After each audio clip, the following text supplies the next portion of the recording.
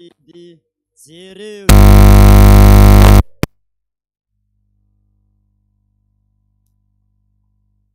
Now.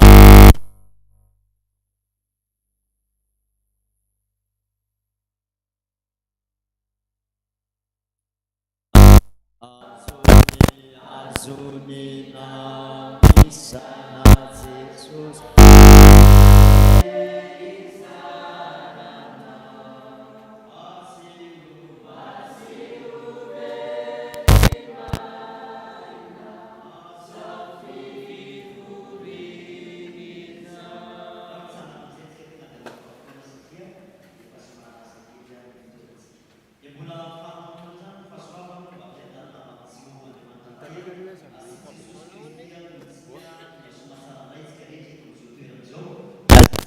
Vavahadiny lanitra ny fiangonana dia vavahadiny lanitra eto no manamatra ny lanitra idirana ny amin'ny idirana mo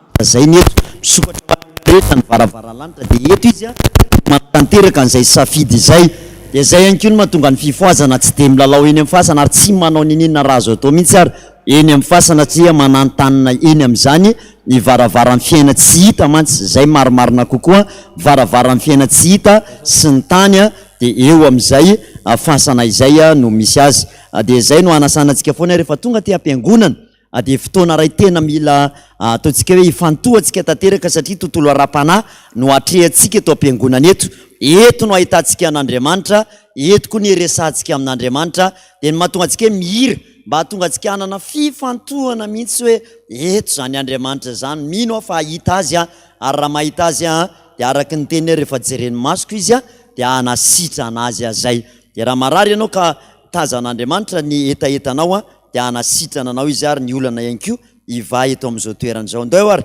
ho amentsika voninahitra Andriamanitra sokafantsika mba matsikary aloha ny salamo hoentsika manome voninahitra an'Andriamanitra salamo fa 7:20 zavady indrindra eto amin'ity caméra ty zany tsitsika olona salamo fa 7:20 dia redontsika mafony zany amezantsika voninahitra an'Andriamanitra ny andininy rehetra mihitsy ary rehefa nitantara taminareo andre mandeha hoe nisy fotoana narary mafy raha matoa ny alaina tao an-traminy aviteraka izy tamin'izay tsy tadidiko na telo na efa-bolana teo dia narary mafy tena zay tsy nanana moyen hitondrana azy tany amin'ny hôpitaly dia rehefa tena nitomany nivavaka nanao an'ity akanjo masiny ity tamin'izay dia nitoloko dia nisy hafanana be zay tonga avy eo amiko dia lasa niteny tamin'ny fiteny zay hoe mbola tsy fantatro zay tokoa fa rehefa nanontany ny tompo hoe ina ary zany teneniko zany so sanatriny zany tokoa ka hoe miteny blasphème mana miteny zavatra tsy araka ny sitrapon'Andriamanitra dia nisokafan'Andriamanitra isofiko dia anisan'ny reko tao anatin'io zavatra voateny ity salamo fa 7:20 ity ho fiderana an'Andriamanitra rehefa mivavaka mantsy dia misy hoe fiderana an'Andriamanitra fotsiny aloha fa lehibe izy mahagaga ny fiasa ny lanitra ny seza fiandrianany tany ny fitoeratongony Andriamanitra ambony Andriamanitra rehetra mianao azy mihitsy zany maha-Andriamanitra azy asandratra ao ambony izy vita ny fiderana azy tamin'izay dia misaotra azy fotsiny fisaorana fotsiny ray misaotra azy ny amin'ny fahasalamana misaotra azy na dia misy na dia toa hoe marary ery ianao dia misaotra Jesosy fa lalana ray zao isarianao ana hivavaka misaotra azy ny amin'ny famindram-po misaotra azy ny amin'ny fiangonana mbola afaka zany le fisaorana fotsiny ray dia avy eo mibebaka zany le vavaka natao tamin'izay fotoana andro zay ka ity salamo fa 7:20 ity dia anisany ao anatin'le fiderana an'Andriamanitra voalaza tamin'izay dia zay ny tsy anadinoko azy mihitsy ndao ary miaraka anandratana antsika amin'ny voninahitra ika manao hoe voninahitra ny eo an'Andriamanitra irery any aleloia masina masina Jehova tompony maro enike mivoninahiny tany rehetra amen iarahantsika manonona sy mamaky zany salamo fa 7:20 zany amin'ny anaran'i Jesosy manao hoe manomezany Jehova ary zanak'Andriamanitra eny mameza voninahitra sy hery ho an'i Jehova omeo an'i Jehova ny voninahitry ny anarany mianko feo anatrehany Jehova amin'ny fiaingona masina ny feo an'i Jehova ny eny ambonin'ny ranobe Andriamanitra ny voninahitra ny mampikotrokorana Jehova ny eny ambonin'ny ranobe ny feoan'i Jehova be hery, ny feoan'i Jehova be voninahitra, ny feoan'i Jehova manoritory ny hazo sedera. Eny Jehova manoritory ny hazo sedera any Libanona, dia mampitsambikina azy tahaka ny zanak'omby izy. Libanona Siriona dia tahaka ny zanaka ny ombomanga. Ny feoan'i Jehova mampisaraka ny vetivetika fotsiny. Rehefa mihira mihitsy ke hoe rehefa miara miteny ny feoan'i Jehova tena ohatran'ny asiana hery mihitsy avy any ny feoan'i Jehova be hery, ny feoan'i Jehova be voninahitra. Zany hoe tena apetrakantsika amin'le toerana maizy azy mihitsy Andriamanitra. Averintsika eo amin'le 7 redony amin'ny fona rehetra mihitsy amin'ny anaran'i Jesosy manao hoe ny feoan'i Jehova mampiteraka an'le lafo, ny feoan'i Jehova mampiororo ny hevitra, Jehova mampiororo ny hevitra kadesy, ny feoan'i Jehova mampiteraka ny dera vavy ary mivofo ny alabe. Ny any tetepolo ny samy manao hoe voninahitra Jehova mipetraka teo ambonin'ny safidrano. Eny Jehova mipetraka ho mpanjaka mandrakizay, Jehova mehery ny olona, Jehova hitan'ny olony amin'ny fiadanana. Soratra sy de rano asa mba hoana ho Andriamanitra faina nana votanana ay famindrampo no namonje baray sona riray ny saotra tolotra io vonina itra mandrakiza ayo vonina itra Jesosy enoniva ataona mini anarana umewe reuentimana auni asaye watani boy anawe ya satau sinira irakanau karai revovunina ita au karai sure vovunina fanaio narinawi saudia vir riandala nidrai no mafiana rakana au kazavi laiyala irina fatratanimba samisabata seufina ritra mandrakiza asiofina ritra mandrakiza. Iondrika hivavaka iresaka amin'Andriamanitra isika, vavakatsika voninahitra anie dia mbola sandratra ho anao trandry Jehovah Andriamanitra rainay. Le Andriamanitra ambony Andriamanitra rehetra, lay tompony sy mpanjaka ny mpanjaka, ny fona iray manontolo mihitsy no dera sy mankalaza ny anaranao. Fa tsy misy Andriamanitra tahaka anao, tsy misy Andriamanitra teo alohanao na ny ao arinanao. Fa ianao le Andriamanitra efa izy adrizay ary mbola ho mandrakizay. Deranao zay satria lehibe loatra ny voninahitra ao, tsy takatry ny sainy mihitsy anie zany fahalehibiazanao zany, ary ny famindramponao tsy landritra zany na toy izao ny fiainanay. Dia misaotra anao ihany koa zay ny amin'ity zoma fanavaozana sy fampiorena an'ity, ahafahanay malala misy kokoa hatrany makasika ny fanjakanao, makasika ihany koa ny hoavinay rehetrarehetra. Ary misaotra anao Jesosy ny amin'ireo mpanompo izay tendrenao ho amin'izany asa masina sy asa tsara izany. Misaotra anao ihany koa ny amin'ny fanamasinao izay miasa ty anatinay, fa tonga eto zay tsy noho ny amin'ny herinay, fa ny fanahinao izay mitaonanay ekenay fa teo ny tanjaka nampiasaina, teo ihany koa ny saina Jesosy satria zay sady mivavaka amin'ny fanahy no mivavaka amin'ny saina ihany koa, fa nateo ary zany rehetrarehetra zany dia ho tsinitsinina ratsy ny fanamasinao no nytonanay hoeto amin'izao toeran'izao. Ataony ahoana moa tsy hisotranao manoloana ny fahatsaranao sy ny fahalehibiazanao. Dia tonga eto ndray izay miara-manandram-peo Jesosy ny olona eny midoany eny tena manaja ny Andriamanina ary manao zay rehetrarehetra takiny zany Andriamanina zany, na dia mafy ary ny zavatra takiny ny sampy dia ataonay zanak'olombelona zany satria antenainay fa eny no ahitana famonjena. Fa ianao kosa nefa Jesosy, ny Andriamanitra mora fo tsy mba mitaky sorona vao mamonjy fa ny tenanao mihitsy no efa natao sorona amonjenanay. Fa dia ohatry ny mafy sarotra ho anay zany manatona anao zany. Zany indrindra ny mahafaly anao hoe matoa izay tonga eto androany raha manofo tsy vitanay zany fa mifanamasinao no nitonanay.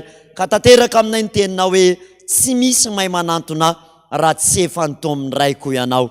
Ka dia misaotra indrindra Jesosy, misaotra ny amin'izao andro farany zao iomananay eo amin'izany asa tsara izany. Mialohan'ny hanombohanay nefa Jesosy tsy faly ane Jesosy Kristy tompo reo devily satana kalan'oro vazimby reo asa maizina rehetrarehetra eo tsy faly amin'izao fotoana izao mihitsy. Fantany mantsy hoe ho fantatry ny olona ny marina, ary rehefa fantatray ny marina dia manafaka ny tsy ho andevo. Rehefa tsy fantatray ny fahamarinana Jesosy dia amidy ho andevo mandrakarivo zay. Faly ery satana manambaka anay, faly ery satana manao taingombozina ny fiainanay noho ny amin'ny tsy fahalalana. Tsy fantatray hoe zanak'Andriamanitra zay, tsy fantatray hoe manam-pahefana zay, tsy takatray ny teninao tany amin'ny Genesis hoe nataoko mpanapaka ny zavaboary ianareo. Zay indray ny lasa tapahany zavaboary ankehitriny ka lasa manaiky ny tapaka-hazo ny vazimba, le zavatra noharinao reny indray ny manapaka anay.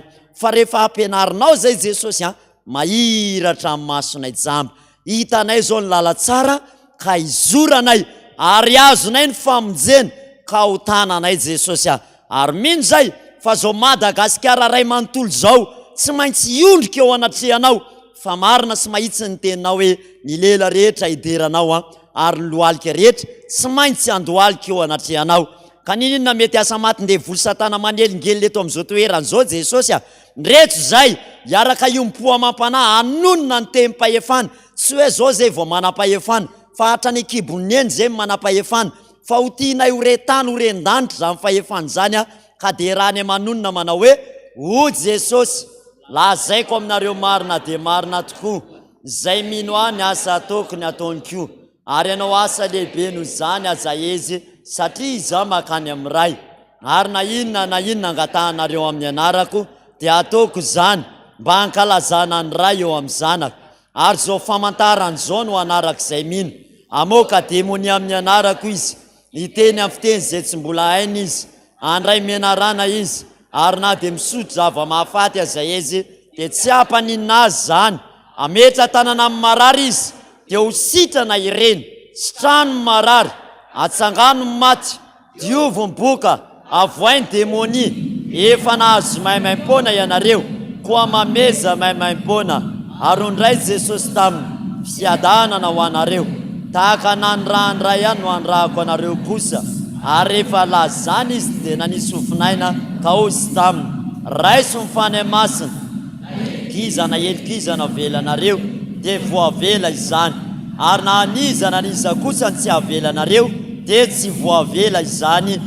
Misaotra indrindra Jesosy dia amarino ihany koa Jesosy Kristy tompo ilay teninao hoe manao ny rivotra hoira koa sy ny lehilahy fompanomoko ianao, ka na ny masonay dia ho tonga afo, tananay ho tonga afo, ny feo anay raha manakonoako any hatrany amin'ny radio, any hatrany amin'ny onjam-peo rehetrarehetrany, any amin'ny Facebook any dia hisy afo mihitsy hivoaka eo Jesosy ka naizanaiza mety asa devily satana kalan'oro vazimby eto amin'izao Madagasikara izao Jesosy, na amin'izao tsena, na amin'izao fiara, na eny an-dalana, na any amin'ny fonjy, naizanaiza andrenesana izao fandroana demoni izao dia efa angoronetandreo kalan'oro vazimby izay manelingelina anay eto Madagasikara reo. Ka hiaraka anangana ny tananay akavanany zay amotika sy andravarava ny fanjakandreo ary hiara-ika andidy ny fanaratsy. Ko amin'ny anarany Jesosy Kristy vela sy manjakava Nazareta, mafany amandrotsy mandevona eto Madagasikara ny azany akalan'oro may levony zany dorako amin'ny afony Jehova, levona hoa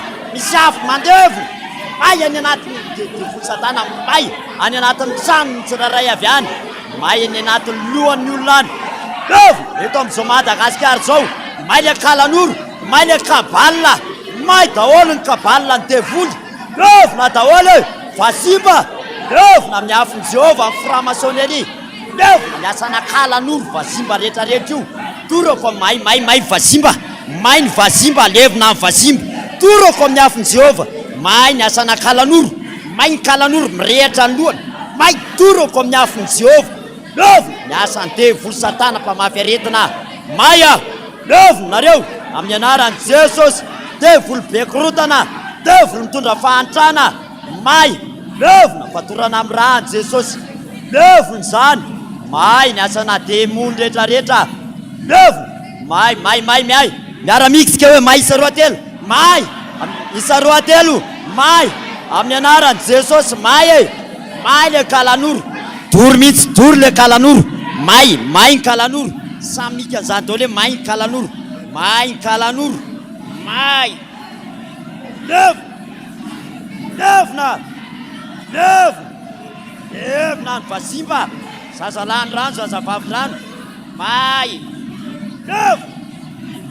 tanteraka mihitsy zany amisanay tsiraray avy any, levona zany, torako amin'ny afony Jehova, may tsy manan-kely tsy manam-pahefana, levona zany, amin'ny anaran'i Jesosy Kristy velona sy manjakam-ba Nazareta, amin'ny anaran'i Jesosy Kristy, levona ny fanjakan'ny devoly tsy manan-kely tsy manam-pahefana, may ireny, may lasa lavenina mihitsy, so amin'ny anaran'i Jesosy ny lavenina ireny tsy manan-kely tsy manam-pahefana, sotra indrindra Jesosy misy andrata feno ianao fa tsy misy Andriamanitra tahaka anao zany, ianao namelatra ny lanitra ho seza fiandriananao, ary zao tany zao no fitoera tongotrao, zay ny firon'ny tananao Jesosy, manaiky fa ianao ny tompo sy Andriamanitray, manaiky ny fitantananao ny fiainanay zay, ary manaiky ianao mba hanjaka feno eto amin'izao Madagasikara maminay zao, sy eto amin'izao toeram-piangonana izao any amin'ny toerana zay andrenesan'ny olona anao any, misy andrata feno any ianao Jesosy,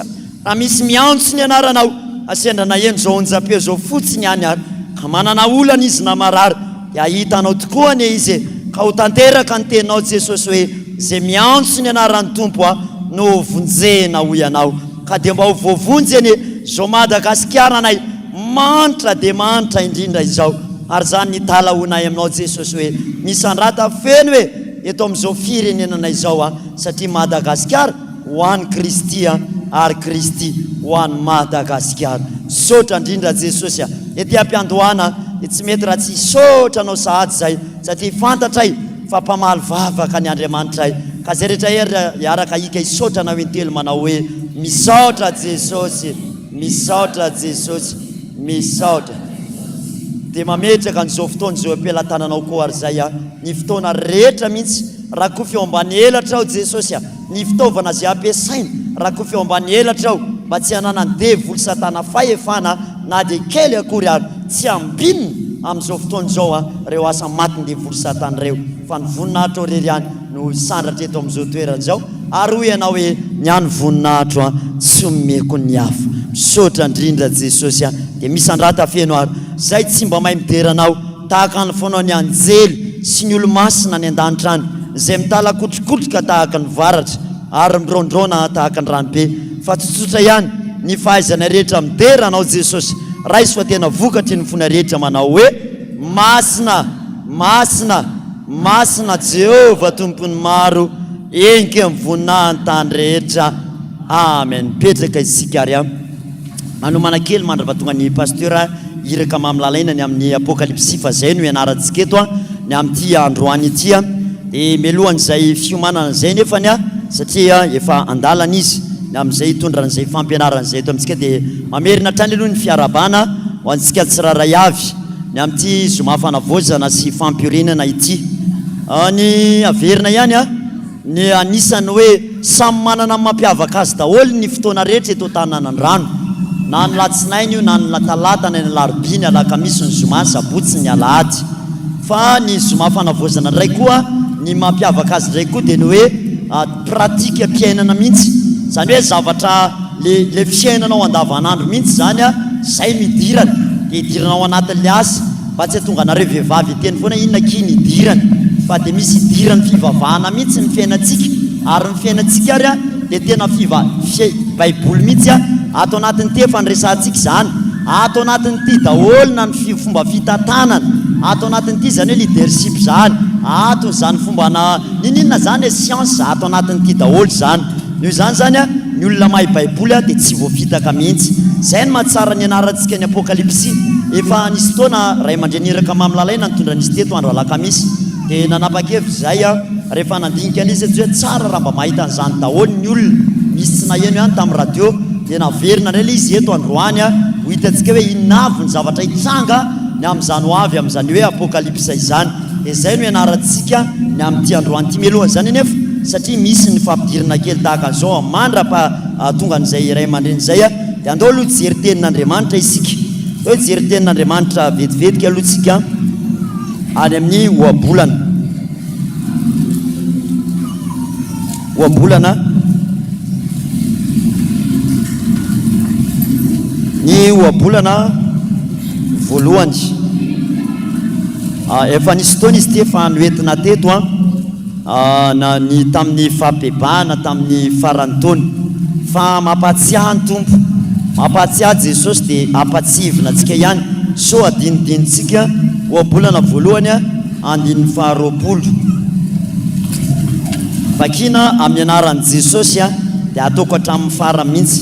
Ny anaran'i Jesosy manao miara-mamaky amin'ny anaran'i Jesosy manao hoe ny fahendrena miantso mafeny ivelany, manandratra ny feony ankahalalana izy, mitory amin'izay fivoriany marobe mireondreony izy, eo anolohan'ny vavahady sy eo an-tanàna no ilazan'ny teniny hoe rikely saina, mandra-pahoviana ny itiavanareo ny fahadalàna sy falian'ny mpaniratsira faratsirana ary ankalan'ny adala ny fahalalana.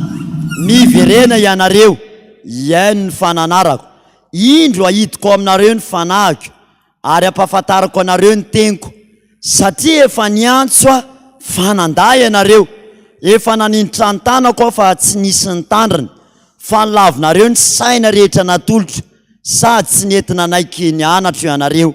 Izao kosa iome raha tonga ny fandringanana anareo, andatsy aho raha tonga ny matahotra anareo, raha tonga ny zava-matahotra anareo tahaka ny rivo-dozy ary mifandringana anareo toy ny tadio ka manjoa anareo ny fahoriana sy ny fangiry firiana, dia ahoana ny andininy fahavalo amby roapolo, dia vao iantso ahy izy fa tsy hamaly aho, dia vao hitady hafatratra izy fa tsy ho hitany aho, satria nankahala ny fahalalana izy ary tsy nifidy ny fahatahorana an' Jehova, tsy nekeny ny saina natolotra no tsiratsirainy avokoa ny anatra rehetra, dia inana ny vokatry ny alehan'izy ka ho voky ny fihendreny fa ny fihendren'ny kely saina hafaty azy ary ny fiadalan'ny adala andringana azy, fa izay meno aho kosa hitoetra tsy manana ya, eny andro fa izay izy ka tsy atahotra ny ratsy. Amen. Ray masino mana Masina anay amin'ny fahamarinana, ny teninao ny fahamarinana.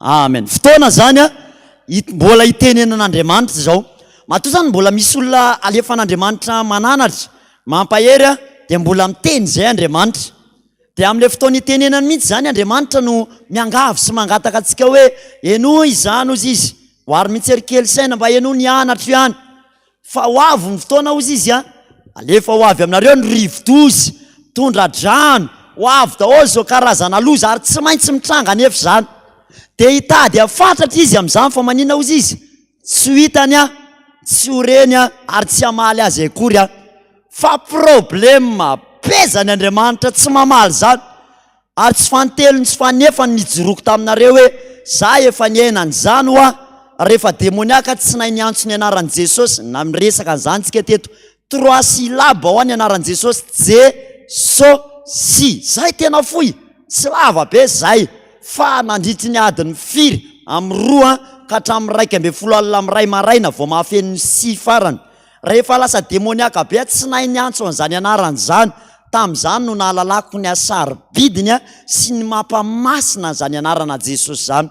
Dia zany manosika foana hoe raha mbola andro koa ny andro dia andao ampahafantarina ny olona fa zany anarana zany dia anarana mahery, anarana mahavonjy ary anarana tsy tokony ho tsiratsiraina.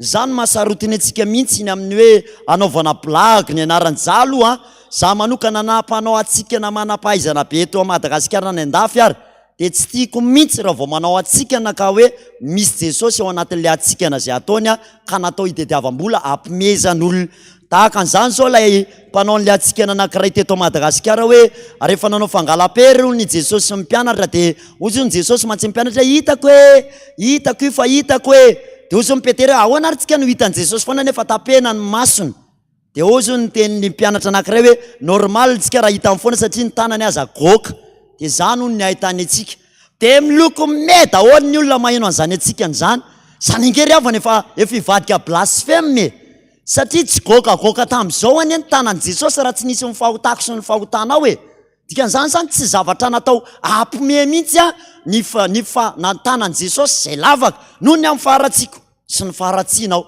de tsika zany tokony tsy iompo am'izany tsy tokony iombonota am'izany tsika fa sila tsy lalako nataoko kitana ninja mihitsy zany CD zany tam'izany toka de sady natsipony silako tsy mila an'izany tsony nampime zany taloha fa tsy mampime antsony zany ankehitriny satria raha tsy nisy an'izany anarany zany tsy ohatran'izao ny fiainako de anisany any tanako ny olona mihitsy hoe hitady an'io anaran'io nareo ny ray andro any fa ho sarotra am'izay ny hitanareo azy fa de diavo de ny mbola hita antsoia de mbola akaiko ny tenin'Andriamanitra de miantso mafy ny feo avy any anefitra manao hoe amboary ny lalan'i Jehova ataovy mahitsy ny lalakaleny fotoana zany zao raha lasa ry tanora tena iverenantsika eo amin'Andriamanitra voandroany vao tao ambony no nyresaka tamin'le rahalahy tao amin'ny apôsta taloha izy ao moa izy eo fa tsy haiko na mbola nahidina any izy na sendrasenda ato rahalahy naly teo sy de ato pasteur naly teo aloha sy de nidina ato izy sa fa lasany zany rahalahy zany le tanareo tamin'ny piran'ny apôsta le hoe avlavitra lay tsy fantatra de izy ao anatin'iny le mampaneno an'le laklosy le jereo fa manao capuchon mainty be zay izy de mampaneno an'le laklosy de izy tsy izy le pira fa izy le anisany ka atao hoe mpanitsy ny hirany zareo zany mba atao hira-pivavahana de izy le nampaneno laklosy fa rehefa taty arina tena resy lahatra ny amin'ny Jesosy afaka asigara afaka toka de nitokanana pasteur farany teo de efa pasteur atao amintsika izy zao sy tehaka ho an'i Jesosy mafy be ataovy mafy be zany afaka mijery zany ny tanora nalalany zany hiripirany apôsty zany zay moa tamin'ny génération anay mihitsy zany de fantatray de ao izy vao teo izy no nresaka tamiko fa miresaka zany mangano any io masony io tena hitako Jesosy teny amin'ny raha an-lanitra pasteur taingina soavaly fotsy tam'izao tokanana hiraka andro vao eo zay no mitantara za tena ny anatiko ny sambatra ianao rahalahy tena mangororo amainao zany tantarainao zany nahita anjely pasteur amitana zavatra eny aminy eny zay tena ny adalany zao tontolo zao tokoa ka ianao tsony Jesosy ampamenatra ny endry zany manaprofo fa efa atombotra amin'ny faran'io zavatra rehetra io de zany nge no atsotsonantsika mihitsy hoe tongava am'izay aloha miomana fa tsy fantatritsika zay ora iaviany Jesosy na ho an'io na ho amin'ny rapitso de zay ny anomanantsika an'izao fotoana ny zoma fanavaozana zao mba tsy ho tamika amintsika zany fotoana andro zany mba tsy ho amin'ny andro ririnina ka amin'ny andro mangatsika be ny ara-panahtsika no avy tamiko Jesosy de anomantsika io amin'ny alalan'izao zoma fanavaozana zao jeritsika hoe ohatrohatran'iza moa ny zavatra mitranga alohan'ny aviany Jesosy efa misy famantarana ve zao tsika mitranga zao inona zao ny zavatra iainana de tsara mamantatra an'izany tsika mba ahafahantsika malala hoe aiza ho aiza zao za zao amintsika miteny zao inona ny tokony iomanako ho am'izany ho avy raha atrzay zany zay zany le hoenarantsika rehefa ve satria Jesosy nefa niteny fa ho avy tamika tahaka ny mpangalatra ao ny tenin Jesosy ary zany mahatonga an Jesosy mandefa foana ny amin'ny fitoriana tamin'ny alahady teo nitory-teny teto de nanazava taminareo makasika ny tantanefa mba nasaiko le rahalahy iny ho avy eto androany menatra hono izy ary matahotra anareo sy sosanatriny zany ho voatorabato le rahalahy le nilazaiko taminareo le hoe ny mamany de nasainy nanofa atao amin'ny garazy na ina atsangany an-tanana zay teto tamin'ny lahady nisy ireo maromaro de izany tsy teto tamin'ny alahady izany teto maro ianareo tsy teto de ny mamany nasainy nanofa garazy de io garazy io garaziny zareo ihany izy nefa ingénieur de le mamany tsy vitany hoe napetrany eo amin'le garazy fa sady tranona alika koa le garazy de en plus n'izany volavahana le rindrina de manao épicerie le mama manao fivarotananana de 750 000 no ampanofany an'io amin'le mamany de iny iny tantara iny nandraisako zavatra petapety tsy vita tamin'ny lahady fa nandray zavatra ary mitomany foana isaky mieritreritra an'iny dia ozy Jesosy ohatra nio mihitsy ny anaovanareo anahy, ohatra apetrakinareo any amin'ny trano biby ohatran'izany. En plus n'izany rehefa misy marary, satria le mamany rehefa marary ny zanany dia zay vao atsona mama marary indray, dia le mama anao tsony mitaizan'io amin'ny alina manohitra an'io rehefa marary. Dia rehefa manana olana ry zay dia mama misy olana dia mandamina mamany, nefa mamany mipetraka ary amin'ny garazy dia ny trano ilany alikany eo amin'ny berger allemand, trano ilany dia mamany ao. Io tsy mba rindrina manasaraka azy fa reny izy orely reny no anasarany maimbo be ao amin'izany trano zany ramatoa zany. Dia nahafaty an'io le nitantaraiko taminareo hoe tsy nahazaka an'le fofona volona alika sy le fofona tao dia voana misy aretina antenen'le dokotera zay moa tsy haiko ny anarany fa makany amin'ny tratra. Zany nahafaty an'le ramatoa. Fa mitomany foana io rahalahy isako mitantaran'izany. Manenina pastera, nanenina sy dia nenina ne rahalahy ho asy ranabavy, tsy ao aloha fa ao aoriana andatsy. Dia le nenina izay mihitsy tsy hitanao tsony, anonitra ianao le reninao fa tsy eo tsony anehoanao an'izay fanomeran'izay.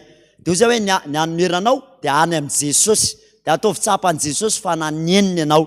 Dia zao zany ny antony ianarana, andro misy nenina ka tsy ho azonao arenina intsony. Misy zavatra zany efa lasa tsy azo averina intsony. Dia ny mbola tsy tonga zany rehetrarehetra zany dia aleo aloha zao dia efa miomana ho amin'izany mba tsy hisian'ny fanenenana tahaka izany. Dia zany niomanantsika isika ny zoma fanavaozana hoe inona indray ary nampianarina tamin'ny lahy teo andao rahalahy hifankatia. Zany nge nefa niresahako mihitsy hoe tsy hisy dikany vao eo mihitsy le zay sy le pastera rahalahy tao amin'ny apôstly iny tantara hoe tsika pastera ndraindray ohatrany atao hoe kristianina nefa ohatrany tsy mahay mifankatia kokoa.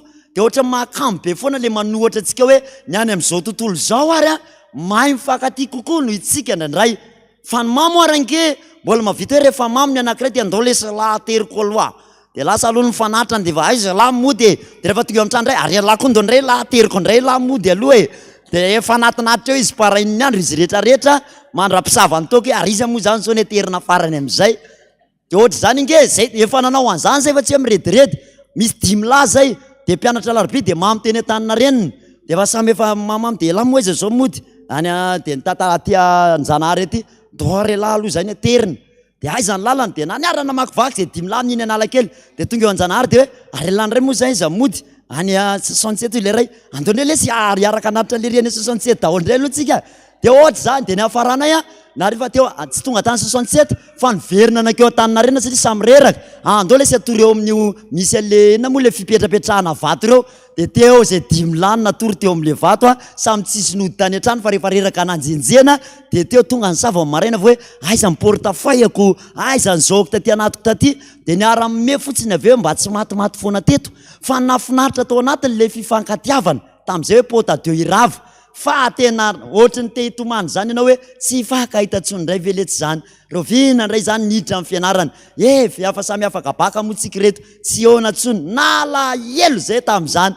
Zao efa mifankahita ty moa atyarina moa voza lasa pastera hoe ela veletsy ny lasa pastera. Dia hoy izy le ray zay hoe na dia hivadika ao lanitra raha ny tany ela tsy ho pastera zany mihitsy. Zay za zao efa pastera ao ako. Zay no mahandriamanitra an'Andriamanitra ile Dieu rehefa miasa izy tsisy mahasakana, tsisy anam-pona zako range tsy naposika io dri zaho dia lasa pastera. Zay le fiasan'Andriamanitra ane zany na ianao range tsy manam-po an'izany hoe lasa mpiandry hoe za zao dia lasa mpiandry fa zay no mahandriamanitra an'Andriamanitra. Tena tsaroko tsapako mihitsy za re olona tena mahatsiaro sambatra mihitsy hoe Jesosy azavy dia rehefa makeo analakely anao mahita an'ireo vahoaka petepetepete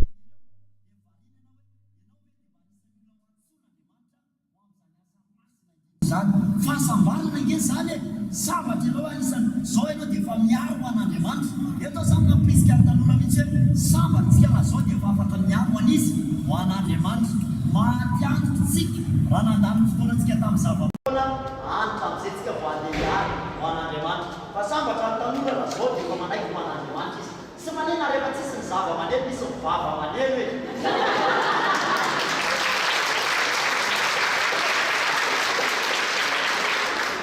dia mampirisika tsika mihitsy ny amin'ny hoe dia mbola misy ny fotoana dia andao raha lasa fanavavy anatona an'Andriamanitra. Za tena maniry isina conférence-na tanora atao amin'ity sehatra ny FPVM ity. Resantsika tena samy tanora mihitsy dia manao fehantsika ny tatsolana mihitsy raha zay nisy ariana ny tanora aloha raha rahabe. Dia misy koa tsy mampanina fa misy koa mantsy le antitra kaza le antitra teto hoe antitra ina moa antitra mazana moa izay misy koa ny antim-panahenjana koa natseto za aloha imehana io fa tena saika mivanitika be ty tsy reny antim-panahinina enjana ary misy antim-panahy enjana koa ato amin'ny tanàna ho ary Jesosy tena misy antim-panahy fa zay vona eno zany antim-panahy enjana fa ilaina daholo reny sokajin'olo reny ny mahasamihafa tamin'ny fotoanandro ny olona fifoazana tamin'izany sy ohatran'saika zokonjokony daholo ny akamaroan'ny olona tamin'izany fa rehefa tatyarina ny antso tanora be dia be amin'izay Jesosy hatramin'ny zazakely ary dia nifangaro amin'izay le génération anankiroa le fifoazana lehibe te hitazona an'le fifoazana tamin'ny fotoanandro nahatserovany fifoazana le tanora koa nefa nanana an'le namoazany Jesosy azy dia izy roa ireo lasa mitadisy conflit tadisy olana le lehibe manao hoe tazomy am'le tena mafifoazana be atsika le tanora manao hoe any anay mifantatra hoe le hira évangélique reto dia za re olona mahita hoe tsisy olana zany atambary fotsiny izy anankiroa dia sady ataovy anitra izy ny ataovy tanora dia mba sady hain'ny tanora mandray azy no hain'ny anitra ihany koa le izy dia raha maheno ana amin'ny radio nareo dia ohatr'izany le andray dia misy toriteny maritra fa misy ohatrany somary mampime kely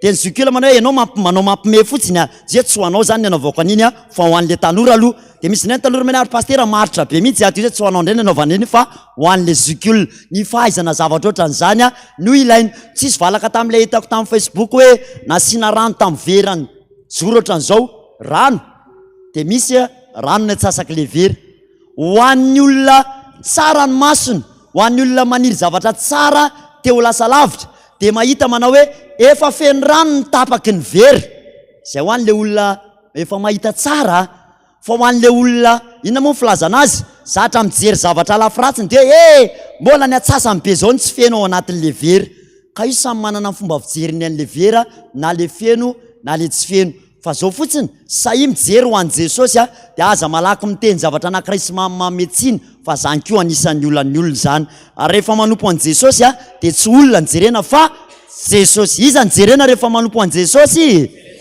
averiny iza nijerentsika fa resahana foana teto zany hoe raha vao olona nijerentsika tsy maintsy mahita zavatra foana kritikentsika tsisy olona tanteraka zany na zary za nge tsy anjely manoloana raha vitsapao fa za tsy anjely io ny tolako ty mora tsapainy ety mbola tsy anjely mijoro etity noho izany raha za koa nijerenareo dia mety ho tafotoana ihany koa ianareo na alahelo ianareo anatin'izany tsisy valaka amin'le tantara iny mandrapio man'le ray aman-drentsika le vandresana tamin'izay malala Facebook moa nijerena zany hoe misy an'le gabe sy le zazakely nitaingina an'le ina moa izy teo le apondra moa zay moa le tantara dia nitaingina apondra izy mianaka dia ozy le olona tena mba verana koa reny zany iny moa ny apondra dia tsy tengenana dia nalaina le zazakely dia napetraka teo amin'le apondra dia rehefa nandeha le apondra dia ozy le olona ty amin'ny tanàna tena mba tsy misaina koa iny zazakely iny dia le lehilahy lehibe indray hono nasaina mitondra le apondra fa izy no mitangina an'le apondra dia ozy lehilahy lehibe hoe ohatrany tsy mety anaka fa midiny ianao fa alao za mihitsy nitangina an'le apondra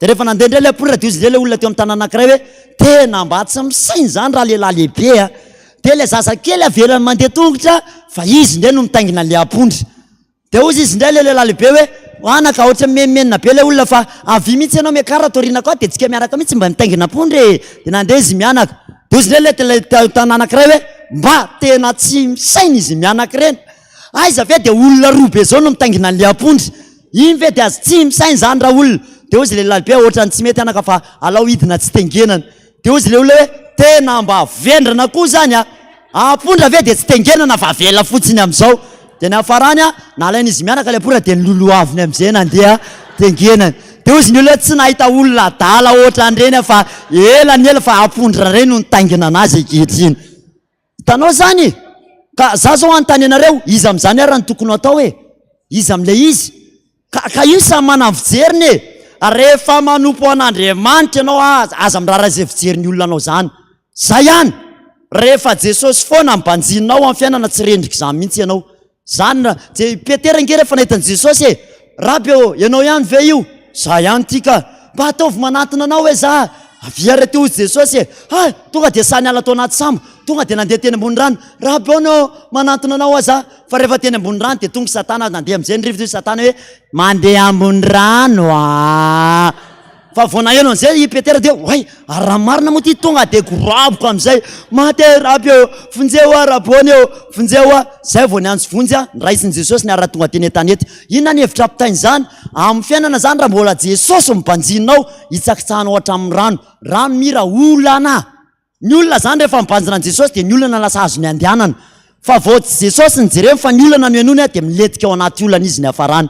Ka ny problème amin'ny fifoazana tsy Jesosy tsony nijereny fa mividim-piainana miakatra isan'andro isan'andro. Ino no atao mibengeza be fa ny aiky kely na dia kely indrindra mirantsana ary rehefa atao eto amin'ny maso eto dia tsy mahita fa tsy aiky kely ianao. Mihodina akavana ianao dia aiky kely, miakavia ianao dia aiky kely satria ataonao eo akaiky masonao. Ka ny olana rahalahy rehefa jerena akaiky dia ngeza be io fa rehefa Jesosy ny banjinina amin'ny fiainana tsy maintsy tafavoaka amin'ny fiainanao. Ary androany mianara mibanjina ny Jesosy tsy olona nijerena fa Jesosy averina tsara, tsy olana nijerena fa Jesosy. Zany anisany mba ny azonako ny fiainako mihitsy. Raha anizany izy teny dia zao foana hoe tsy ianao ny antso fa Jesosy. Jesosy ny antso ana ary zany mihitsy mbola ny azonana mihitsy hoe raha mbola azo atao Jesosy tazomy mpanomponao satria raha zao fiainana zao ane tsy amela mahazo anao zany. Eto zao tsika niresaka tamin'ny talata ny amin'ny hoe ringana ngere olona noho ny amin'ny tsy fahalalan'ny olona. Tratrana blokazy ny fiainan'ny olona tsy fantany akorinina mahatonga an'izany. Misy mitaraina zao ny antso ana avy ny mahitsy. Pastera ny tongonjanako nangidididy kely teo amin'ny ilany teo, nanomboka teo amin'ny aiky kely. Dia nivonto le izy mivonto dia avy eo lasa namoronana be dia iny ray manontolo izao lasa mivoaka fofona maimbo. Efa niteny tamin'izany rodiange zany hoe tao amin'ny anala eo mahitsy misy inona mo FPVM mbola nitsabona tany amin'ny CSB2 zao tsika miteny zao iny ilany ray manontolo iny efa mivoraka daholo iny tongotry le zaza ray manontolo iny tsonky itsonky hiakatratra any ambony eo dia tapahany io zay nareo vao tonga saina. Feny rodi tsy azo ny rodinga eo tsy hitany dokotery hoentina any amin'ny Jesosy io dia sasana amin'ny rano Jesosy dia miala. Raha vao tsy ampy ny fahalalantsika tenin'Andriamanitra ringana foana. Tamin'ny talata zao vao nisy ny antso ana hoe fe zany pastera ny afantarany olona manompo sampy mandrihatra garbaty fe zay hoe anao vao malala an'izany ny agarbaty eo ka tsy fampiasan'ny kristianina loatra fa fampiasan'ny olona milalao ody. Reny agarbaty reny efa misy composition mihitsy ao anatiny zay nianatra ny yoga sy ny kung fu ny efa nresahako anareo zany hoe nampianarina any mihitsy misy singa ao anatiny tony zay tena fetsony andreo fanahy. Rehefa te hiantso ny fanahy au delà ianao any amin'ny tsy hita masonao any dia mandrehatra andreny dia manisy ranomanitra anarany tsy teneniko anao anarany zay raha tsy manato dia azavake zao le anarany. Izy io rehefa alefanao dia misintona hery zay izy io. Dia ny olona raha vao tia mampiasa garbaty malimailo ianareo. Iem paster le épicerie ato akaikinay mampiasa an'io any zay atoko apotika ny tsenanay tena mikorosifahana dia mandroaka dia voly foana manamasina rano. Tapaka moa tamin'ny talata tsy ampy ny fotoana dia lasa SMS amin'izay nytoy amin'ny BDP ato anatiny ato. Ampianarina nefa zany eto amin'ny zoma Fanavaozana sy Fampiorena.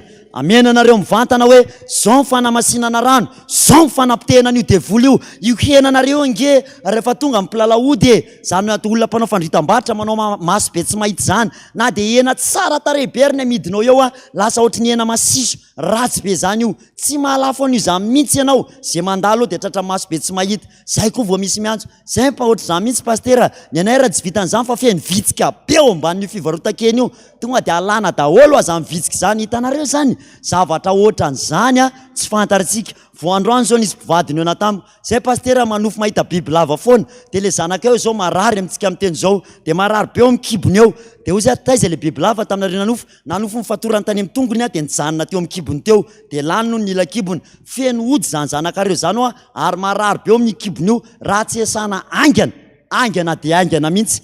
Dikan'izany zany marina mihitsy koa le teny Soratra masina ringana ny olona noho ny tsy fahalalana. Zany anefa zaraina maimaimpona eto amintsika eto hoe raha vao ohatra nyty re olona tiany anaovana anazy ny tsy fahalalana zany dia aringana antsika mianakavy. Dia zany mahatonga antsika mianatra hoe ny fifoazana isany amin'izany mandra-pahatonga niraka mamlalena tonga dia ararodiko ihany aloha. Fantarantsika tsara hoe reto ny maizy azy ny FPVM dia azonareo raisina noty ihany aloha ho an'izay te handray noty. Reto avy ny ahafantarana hoe tsy hoe tsika miavaka indrindra na tsika ny tsara indrindra fa mba tiako fantatrareo ihany. Fantarantsika tsara eto amin'ny sehatry ny fanompoana hoe Jesosy Kristy dia miteny mivantana amin'ny alalan'ny pastera dada Randrianatoandro dia nitoromarika avy amin'ny Jesosy marihana mihitsy tsy nitoromarika ny olombelona no arahantsika dada fitaovana fotsiny ihany tondra ny afary Jesosy hoe zao ny afary Jesosy dia arahantsika izay afatra izay. Manaiky an'izany aloha tsika manaiky hoe Jesosy miteny mivantana. Jesosy koa nefa efa nampianatra amin'ny pastera dada hoe teneny ny olona fa afaka miresaka amin'ny olona tsiraray avy isa-tokantrano ahoana indray izay. Faharoa Jesosy koa afaka miresaka antsika mivantana amin'ny alalan'ny reto zavatra reto. Manangana trano lay any an-trano asio tranolay eny aminareo any re olona raha te ena mivantana am Jesosy ianareo ahoana moa zany tranolay zany asivo rideau fotsifotsy be de asivo azo fijaliana de asivo latabatra de asivo baiboly mivelatra ao anatiny de raha tsy mpiandry ianao manao vakanjo fotsy raha mpiandry ianao de manao vakanjo na mpiandry de mivavary efa tapitra matory daholo ny olona de roay de voly mifaritra misy anao eo de angatao Jesosy manaova sujet ray mazava tsara mihitsy hoe Jesosy inona ny tianao ataoko amin'ny asa fivelomana ohatra zay fotsiny roay de voly aloha de mangata ray andro rehefa tsy mamaly Jesosy ray andro toy izy 2 andro toy izy 3 andro toy izy hatramin'ny 7 andro manao valim-bavaka sy fivadikana fa tsy maintsy mamaly ianao Jesosy mino an'izany koa tsika FPVM hoe miteny mivantany Jesosy fahatelo de azo atao ihany koa ny makateny ho anareo le inona ny atao Jesosy paster mety ve sa tsy mety asa ataoko ty tsotra ihany maizy azy atsika de hoe Jesosy nampianatra mivantana alainareo olona amin'ny baiboly de alana daholo ny kaly rehetrarehetra ao anatiny eno tsara le fanazavana ho an'le hoe manteantany an Jesosy alana daholo ny kaly ao anatiny de rehefa mivavaka de roana de voly hoe miala ny asany devoly mpameteny diso ny kalan'olo miala tsy manakely tsy manapahefana Jesosy sitraka ao venana avako an'ity asy ty Jesosy sora Jesosy de meoteny ara Jesosy miteny anamiko araka fombanao sokafanao amin'ny baiboly de manondro ianao ty tananao ty manondro de zay teny voatondronao eo jereo fa mifanitsy tsara mihitsy iny am'le zavatra tianao angatany eo am Jesosy zay koa fomba ihany koa zay tena miteny tokoa Andriamanitra azonareo atao zany zao fotsiny anefa rehefa manontany an Jesosy aza efa volavolainao le zavatra vao manontany an Jesosy ianao ohatra anankiray za zao andeha ho amin'ny manory hivarotra efa azo daholo le scoubidou sy radio kely zay vao hoe andao raha matoa anontany an Jesosy mety ve sa tsy mety le ho amin'ny manoro le scoubidou rehefa eo daholo am'izay lasa nakateny ty izay mivady nanokatra teny tonga de zao ny teny hoe voaozina aneo de fantatry mihitsy hoe tezy Jesosy le andehanako fa zao nataoko mivadiko hoe voaozina hony raha vao tsy mamelona anareo mianakavy kely hony fa aleo zany de lasa tany 10 millions noetiko 5 millions sy netiko miverina vany perte 5 millions efa niresaka an'izany taminareo na midiko tany daholo ny akanjonjanako ray manontolo amin'io koa rehefa mivarotra mbola asiana lialaina caméra eny satria mba nandehabe ny tsenako namidy 5000 ve tsy andehabe namidy 500 nalaiko caméra le olona be de mividy an'le lamba teo tonga tany an-trano mba ohatriny hoe mba nanana tamivadika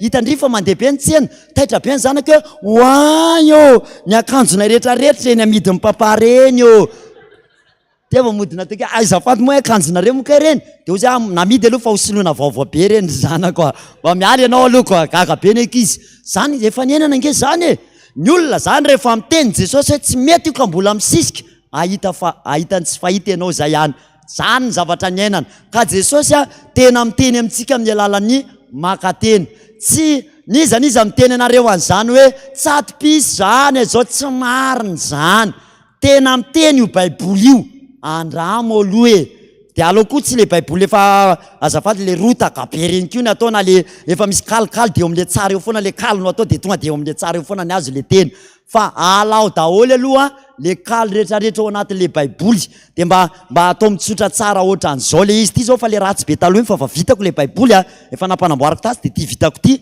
de satria le makateny eny andre lasa le misy teny nakiray iny foana ny azoko aika eo am'le Jeremia fa misy rovitra de lasa eo am'le Jeremia foana le teny isaiko manokatra de eo am'le Jeremia eo foana ohatrany tonga saina ihany ho anareo zanakavaly mavaka taty amiko zany ka Jeremia ohatra mila mandinika ihany tsika hoe tena zay ve le izy ny antony satria fa ratsy loatra le baiboly efa eo fa misy marika foana eo de alaivo zay fa ataovy tsara baiboly de efa manana zao zay ao amin'ny tranolay fionana fakanateny fotsiny tsy ty loatra zany fa misy baiboly tsisy rovitra zay mihitsy de zay nefa fakanateny de afaka manao an'izany ianareo Jesosy mety ve io tena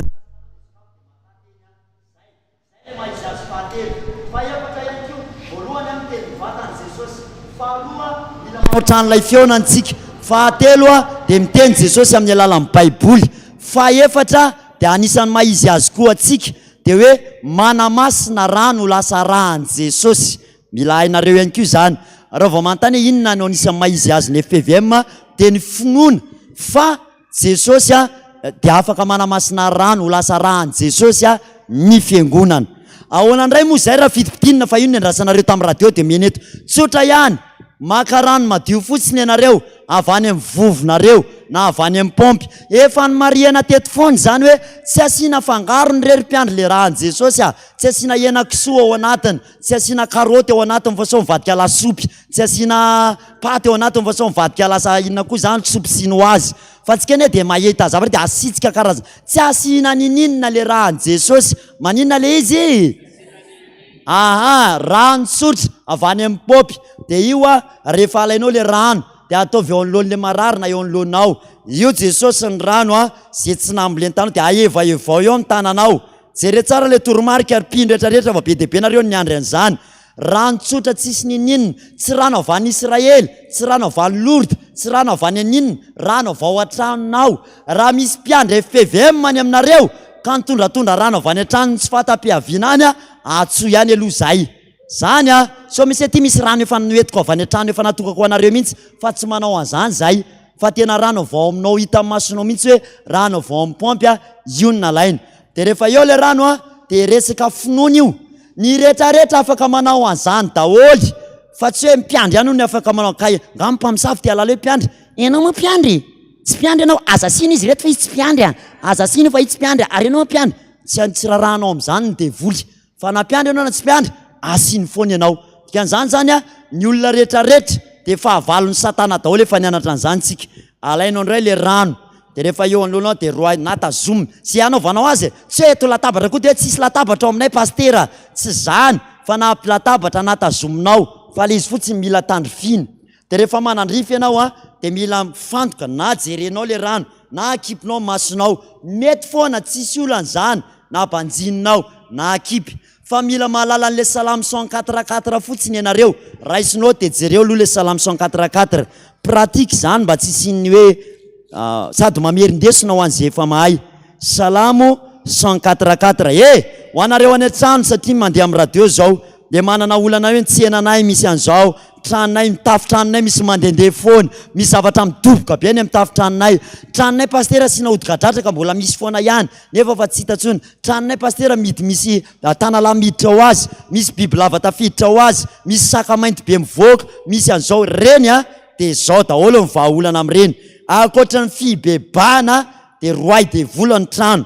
De tia le salamo 144 tia ianarana tsenjery. Fakitsika amin'ny anaran'i Jesosy salamo 144 isa roa telo manao hoe ary manao ny rivotra hoirany sy le lafo. De misy ray kely eo amin'le mpanompony de jereo ry ambany. Inona le eo ambany eo amin'le ray kely eo ambany eo? Hitanao manao mpanompony ho le lafo Andriamanitra. Zany hoe za zany rehefa mino an' Jesosy, bebaka tamin'i Jesosy de mivadika afo na masoko, vadika afo ny tanako. Na ny feo anao raha tonga de mivadika afo, tongotrao tonga de mivadika afo. Ianao zany tonga de afo an'ny satana. De ianao mila mino an'izany hoe ty tanako ty misy afo atsangana. Ohatran'ny hoe tananareo akavanatra rehetra misy inona hoe ty tanatsika ty? Misy inona hoe ty? Afo. Mila mino an'izany le olona. De iny na ataonao ohatran'izao na ohatr'izao tsy le ohatr'izao moa zany finoana hoe kapakapaina sabatra, fa ataovy ohatr'izao tsy maninona mety foana. Tsy adevitra be na zao fa zay anaovanao an'io hoe rehefa mitsangana fotsiny izy, rehefa tsy ohatran'izao fotsiny kosa aloha hoe fa mba hoe mba mitsangana ohatran'izao, mba hoe manatsangana. Raha hozy Jesosy ataovy azao de zay, rehefa zao de zao tsy fandirana. Fa ny anahy manokana io le rano de ataoko ohatr'izao satria mino fa misy afo ao amin'io tanana io. De mifantoka tsara ianareo de manonona amin'ny anaran'i Jesosy roana devoly aloha le rano, satria io rano misy devoly milaza ho tompony io. Mpangalatra izy fa iza ny tompony, aniza ny tany sy rehetra eo aminy? An Jehova. Zay an Jehova an-tany sy izay rehetra eo aminy. De roanareo devoly, reto avy ny devoly mety ho hita ao anaty rano. Raha isoainga akaingana fa raha vao tonga iraka mamilalaina pasteur tonga de raiky iny ary izy iny. Iny izy iny. Ametsika tehaka mafeva iny izy iny. Sotra tompoko, sotra ray aman-dreny. Faly be nge zay manana ray aman-dreny mampianatra. Faly ihany koa zay. Faly sa tsy faly nareo? De ianatra za efa tsy andriko zay narina ny Apocalyptic io aloha ny ajamiko de toizako ndray manaraka mbola hitohy. Tsangantsika rehetrarehetra ary de mbola hitohy amin'ny mapety anazy. Tsangantsika aloha. Vavaksika. Ry tompo ny tany maina no hitoerako, midina rery andonay. o ao anatiko tsy aloka malaky lasa no angataiko fahere monena iasa sy anava ny fory tompo.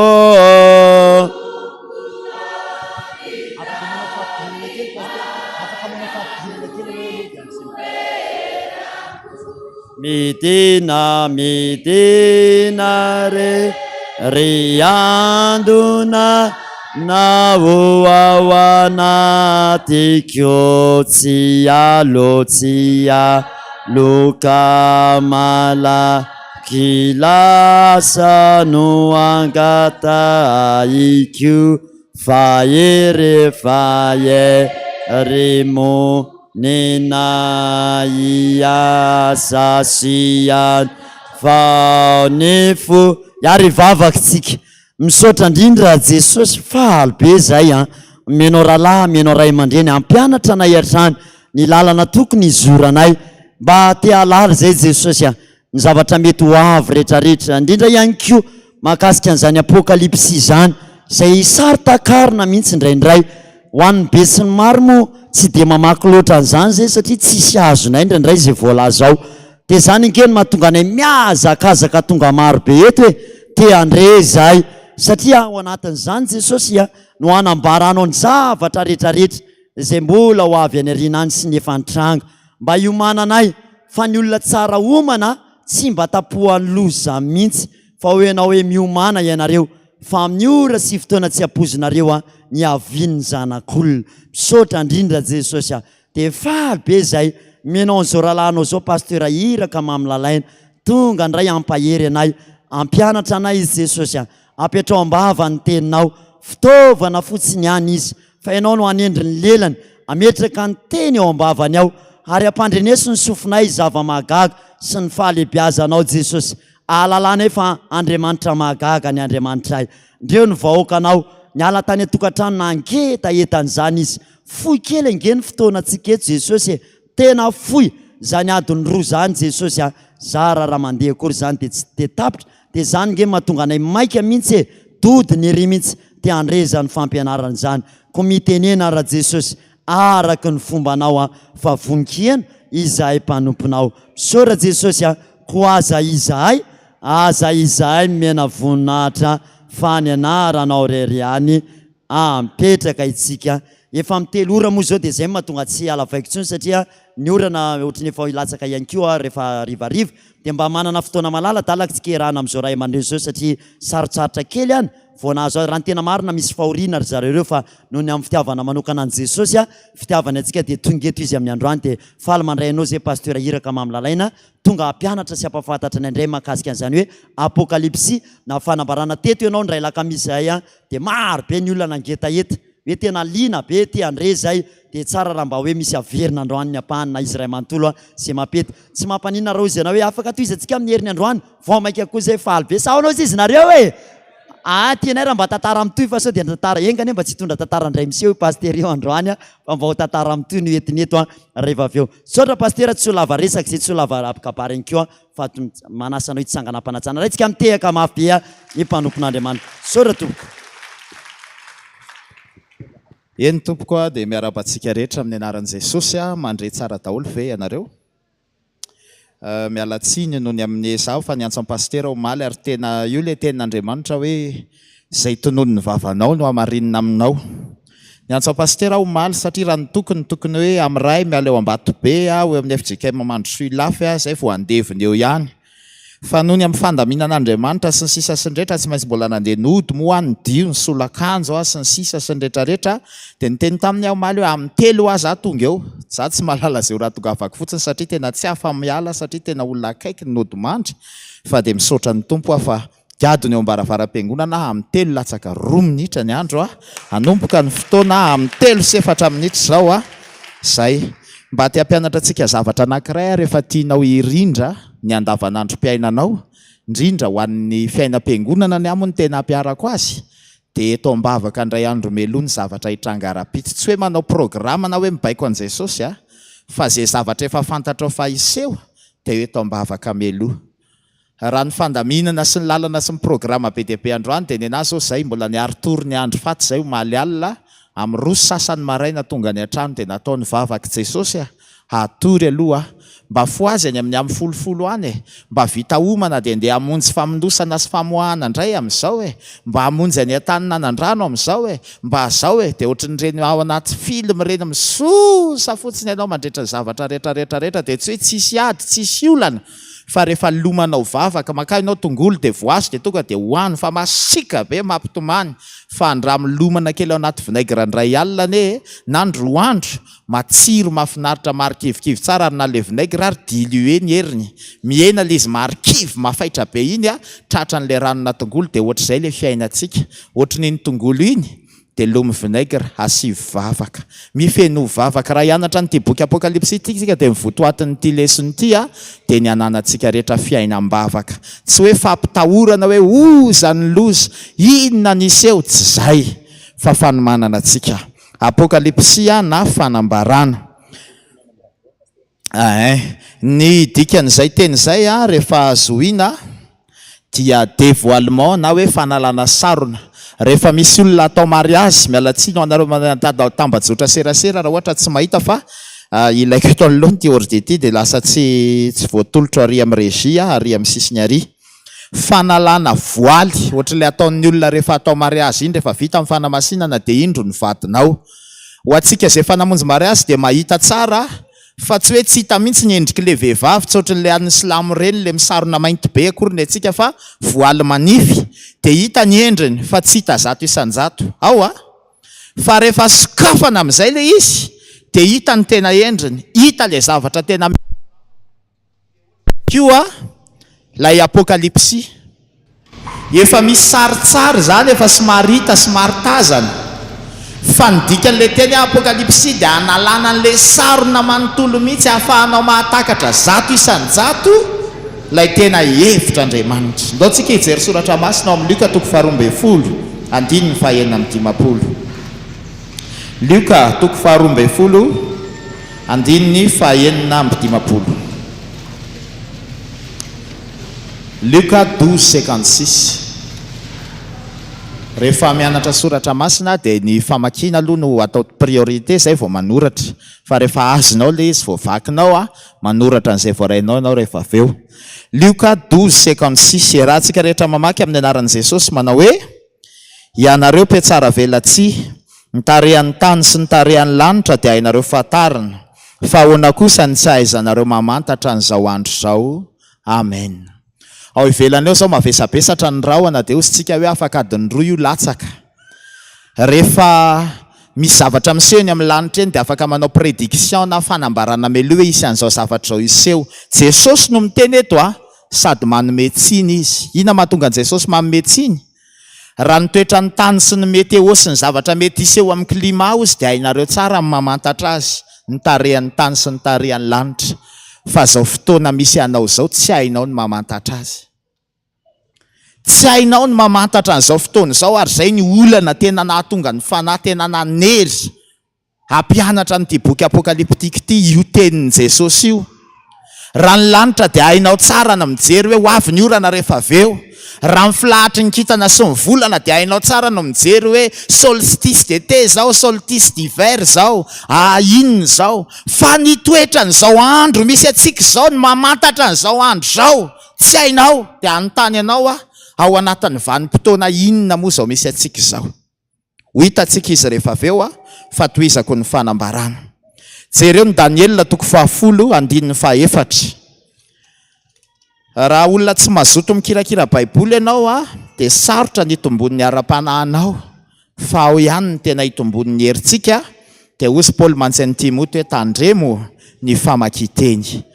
Vakina marina tsara. Gaga indraindray misy olona mamaky perikopa dia mamaky zavatra diso ao ambony alitara fahotany zany tandremo izy amin'ny famaky-teny. Indraindray tsika miresy tena manao tsenjery tenin'Andriamanitra dia zavatra diso ny tenenitsika tsy mety zany fa ianaro marina tsara le teny dia andaontsika aloha ampilahatra teny a, izay tsika vohiditra tena marina amin'ny apokalypsy dia ho azonao tsara ny dikany. Efa io le teny ho an'izay tsy mahita angamba dia mifindra aty amin'izay mahita. Ndao hoe raha tsika rehetra mamaky amin'ny anaran'i Jesosy manao hoe io amin'ny tableau, ary ianao ry Daniel dia ahoroninao ny teny ka aseho tombo-kaseny taratasy mandra-piavy ny andro farany. Maro no azoto andinika ka hitombo fahalalana. Io ny teny manan-danja ho jerevantsika io nataony amin'ny violet io hoe asio tombo-kase.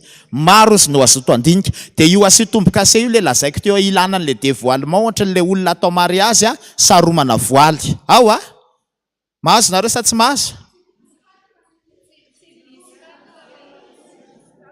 Azafady 12 fa tsy 10. 12:4 azafady. Fa le soratra efa eto amin'ny tableau diso tsipelina ny mpanao slide. Asio tombo-kase ozy. Dia io le voaly ny teneniko anareo teo satria hoe dévoilement, fanalana sarona le apokalypsy, fanalana an'le voaly. Tamin'ny andron'ny Daniel satria ny bokin'ny Daniel no boky apokalyptika ny testamenta taloha. Dia io lazain'ny Daniel io a mifanindry tsara ary mifameny tsara amin'izay faminaniana hitany Jaona apôstôly nanoratana amin'ny boky apokalypsy. Tsy samy hafa zany reo fa mifanakaiky. Ao a? Daniel 70 taona talohan'i Jesosy Kristy ary Jaona ity indray a 70 taona taty aorianan'i Jesosy Kristy. Zay nisy ny fanoratana azy. Mazava? Tsy mamaly anao nareo. Mazava? Io ny teny manan-danja hoe asio inona? Tombo-kase. Dia andao jerevantsika lazain'ny apokalypsy. Apokalypsy 22:10. Apokalypsy 2:20 teny 9:10. Ao ary. Miaraka mamakitsika amin'ny anaran'i Jesosy manao hoe aroy izy tamiko aza sina tombo-kase ny tenin'ny faminaniana amin'ity boky ity fahatomotra ny andro. Tadidinareo ve le Luka 12:56 teo? Ahoana ozy ny tsy ahaizanareo mamantatra ninona? Zao andro zao. Io ny valiny. Andro efa atomotry ny andro. Andro atomotry ny farandro fato anatin'ny andro farany. Samy hafa ny atao hoe andro farany sy ny farandro. Andriamanitra ray zanaka fanahy masina. Tamin'ny andron'ny testamenta taloha izy Andriamanitra ray no nitaridalana. Ny asa tamin'ny alalan'ny mpaminany. Tonga Jesosy Kristy, io ny vanim-potoana tena-tenany. Izy tena ny tety ambonin'ny tany. Ary rehefa lasa izy dia nomena ny fanahy masina.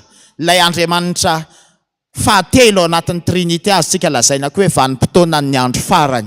Ary ao anatin'ilay vanim-potoanan'ny andro farany tsika manatomotra n'ilay faraandro. Azay.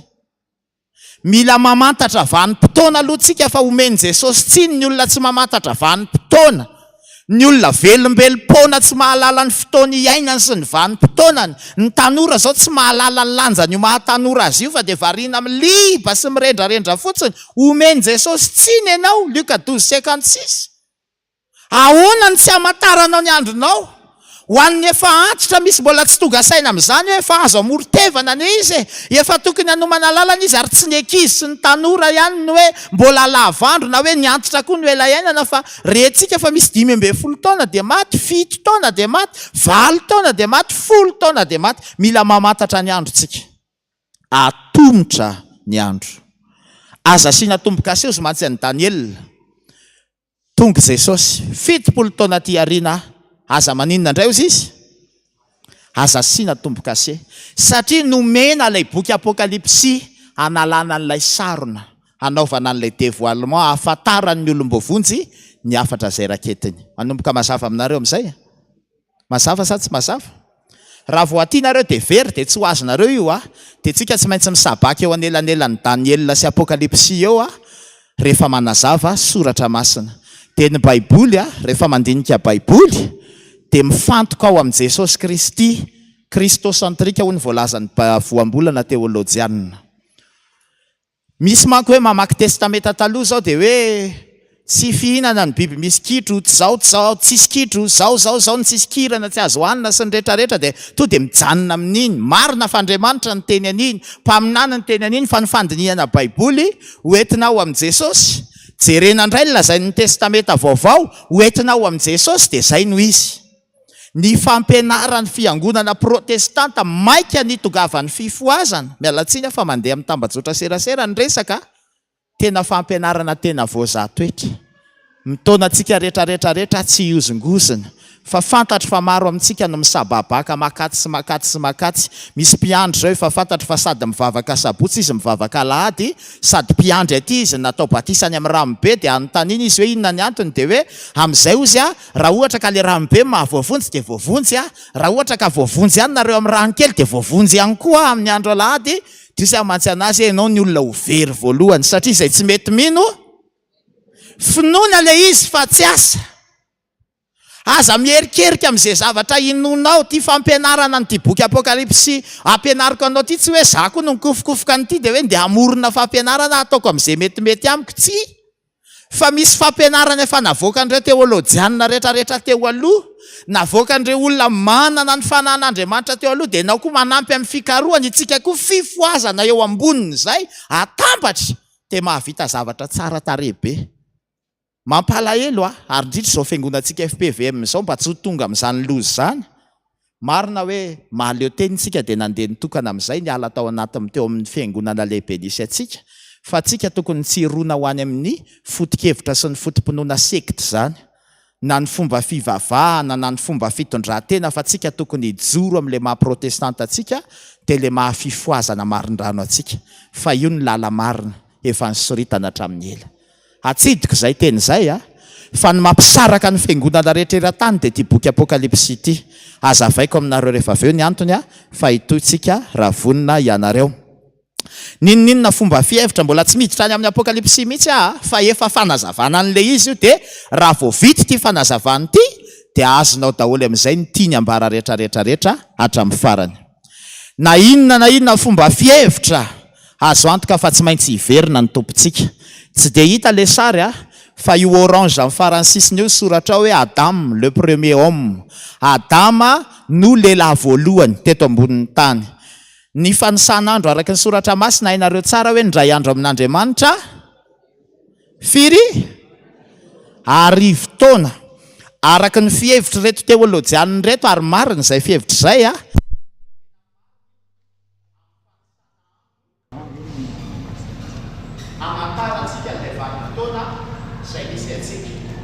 âge des païens zay ny voasoratra ato na taonany gentlisy 2 jours na 2000 ans teo amin'ny Adama nakany amin'ny Abrahama dia 2 arivo taona enonao fotsiny fanazavana dia ny sary moa iny illustration i Abrahama patonga tany amin'ny Jesosy Kristy rainy mino io ny antsoina hoe âge d'Israël 2 jours na 2000 ans 2 andro na 2 arivo taona 4 arivo taona zay ny lasa eo amin'ny Jesosy Kristy 0 no fanisan'andro eo amin'ny Jesosy Kristy mandra-patonga tsika zao 2000 firy tsika zao 2024 rehefa 2 arivo taona sady koa zay ny lasa ary ny vanim-potoana farany mameno an'io 7 arivo na 7 andro dia ilay arivo taona farany rehefa miverina ny tompo ny fanisan'andro akory tsy hoe daty na heure correcta sy exacta fa misy ny antsoina hoe chronologia anisana fotoana dia ny fotoana amin'ny io lazaina hoe temps élastique fotoana mienjana zany hoe raha efa 2024 ans zay no niseho azontsika aboriborina hoe 2000 ans zay na hoe 2000 ans mbola latsaka zay mbola tsy mipotra ny slide fa i Adama nakeo amin'ny Abrahama 2 arivo taona i Abrahama nakeo amin'ny Jesosy 2 arivo taona Jesosy makaty amintsika 2 arivo taona mbola isy arivo taona farany io le antsoina hoe millennium mambara amin'ny boky apokalypsy io rehefa avy eo io ny mametra azy ho 7 arivo taona io andro farany io le 7e jour âge du Christ lay arivo taona anjakany Jesosy eto ambonin'ny tany io le tena andro farany ho any amin'ny faraandro fantara zao fotoana misy anao zao araka le Luka 12:56 teo efa mamarana an'ilay vanim-potoana farany eo amin'ilay fahaenina arivo taonantsika zao hiditra ho any amin'ny arivo taona farany dia le arivo taona anjakan'i Kristy somary hodinganiko dia raha ohatra mila n'ity slide ity nareo dia afaka omeko anareo ty amin'ny fotoana mapety azy na apetrako amin'ny radio dia alainareo ao Ndao tsika hijery tenin'Andriamanitra ao Petera faharoa toko voalohany 9:7-10. Misy nareo efa niaino fa mahatsara ny teny averina. Raha misy zavatra tokony hoainao sy voafolaka ao indrindra dia ty resaka Apocalypse ity. Satria io ny antony matimatesan'i Jesosy ho anao tety ambonin'ny tany. Fotoana ampakarana anao io, fotoana amonjena anao io, amantaranao ny zava-miafina rehetra. Dia rehefa mandinika ny fahazon'ny olona mianatra an'izy io dia ozy aman-tsain'i Jesosy sao dia eto ny mahamarina an'ilay hoe maro no antsoina fa vitsy no fidiana, fa firy arivo moa ny kristianina, fa firy ny mba mahafantatra an'izany, firy ny mba aliana maky an'io boky misy ary miteny hoe tsy essentiel zany ka naninona ny natao anaty baiboly.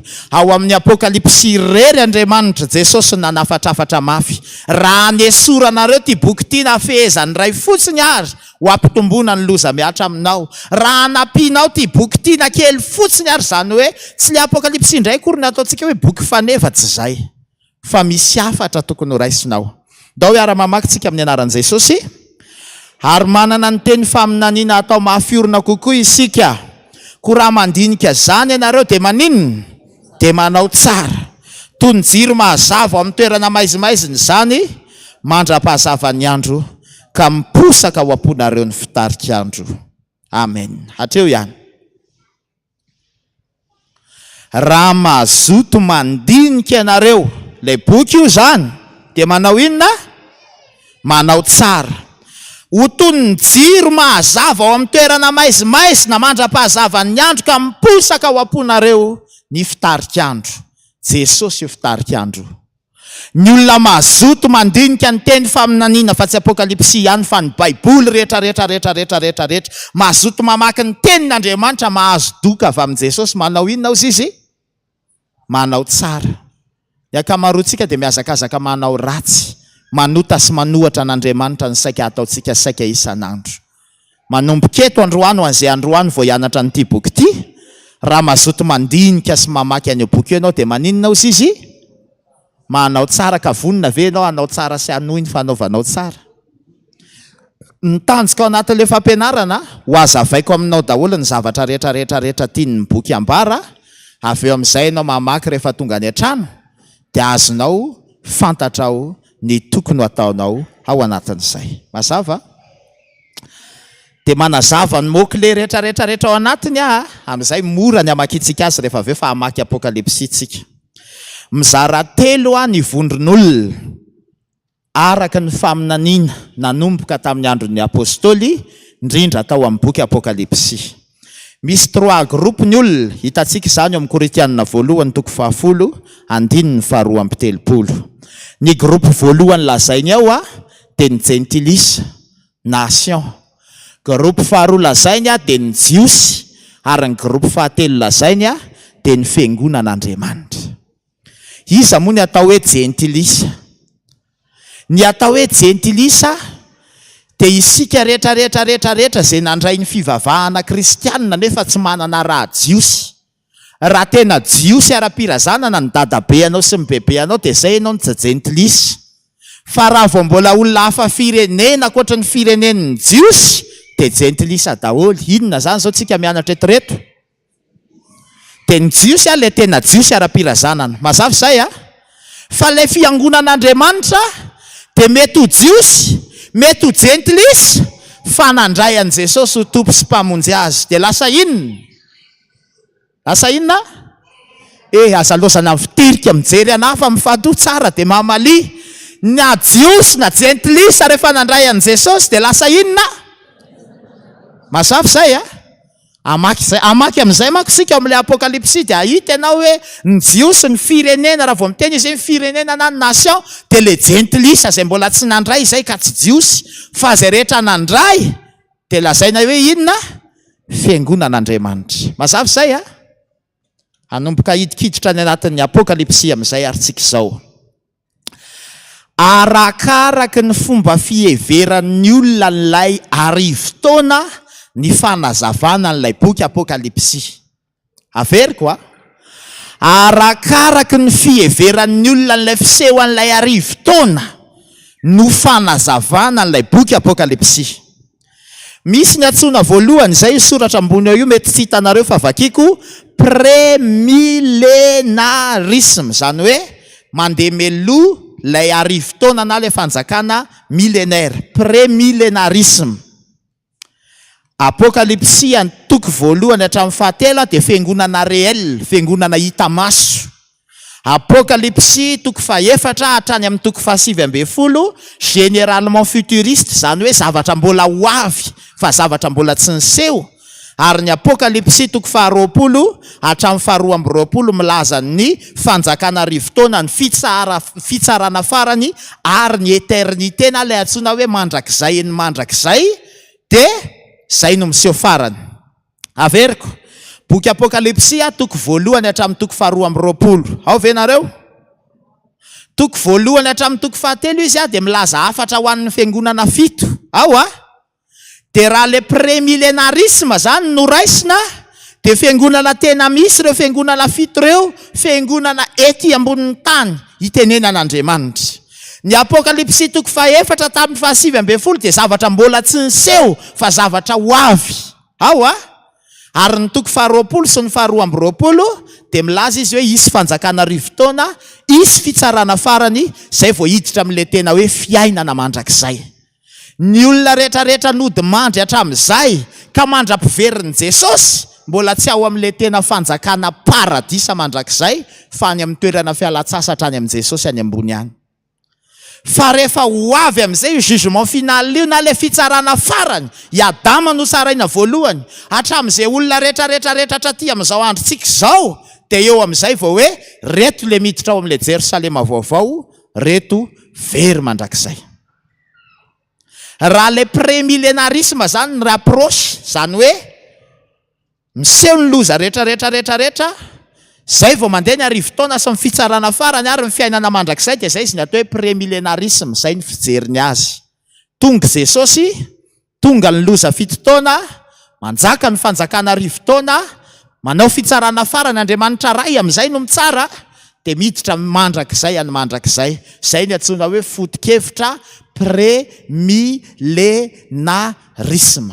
Ao ny foto-kevitra post-millénarisme, azafady fa tsisy dikany amin'ny teny gasy dia io ndray dia ny hoe efa lasa io fanjakana arivo-taona io fa tsy andrasana tsony.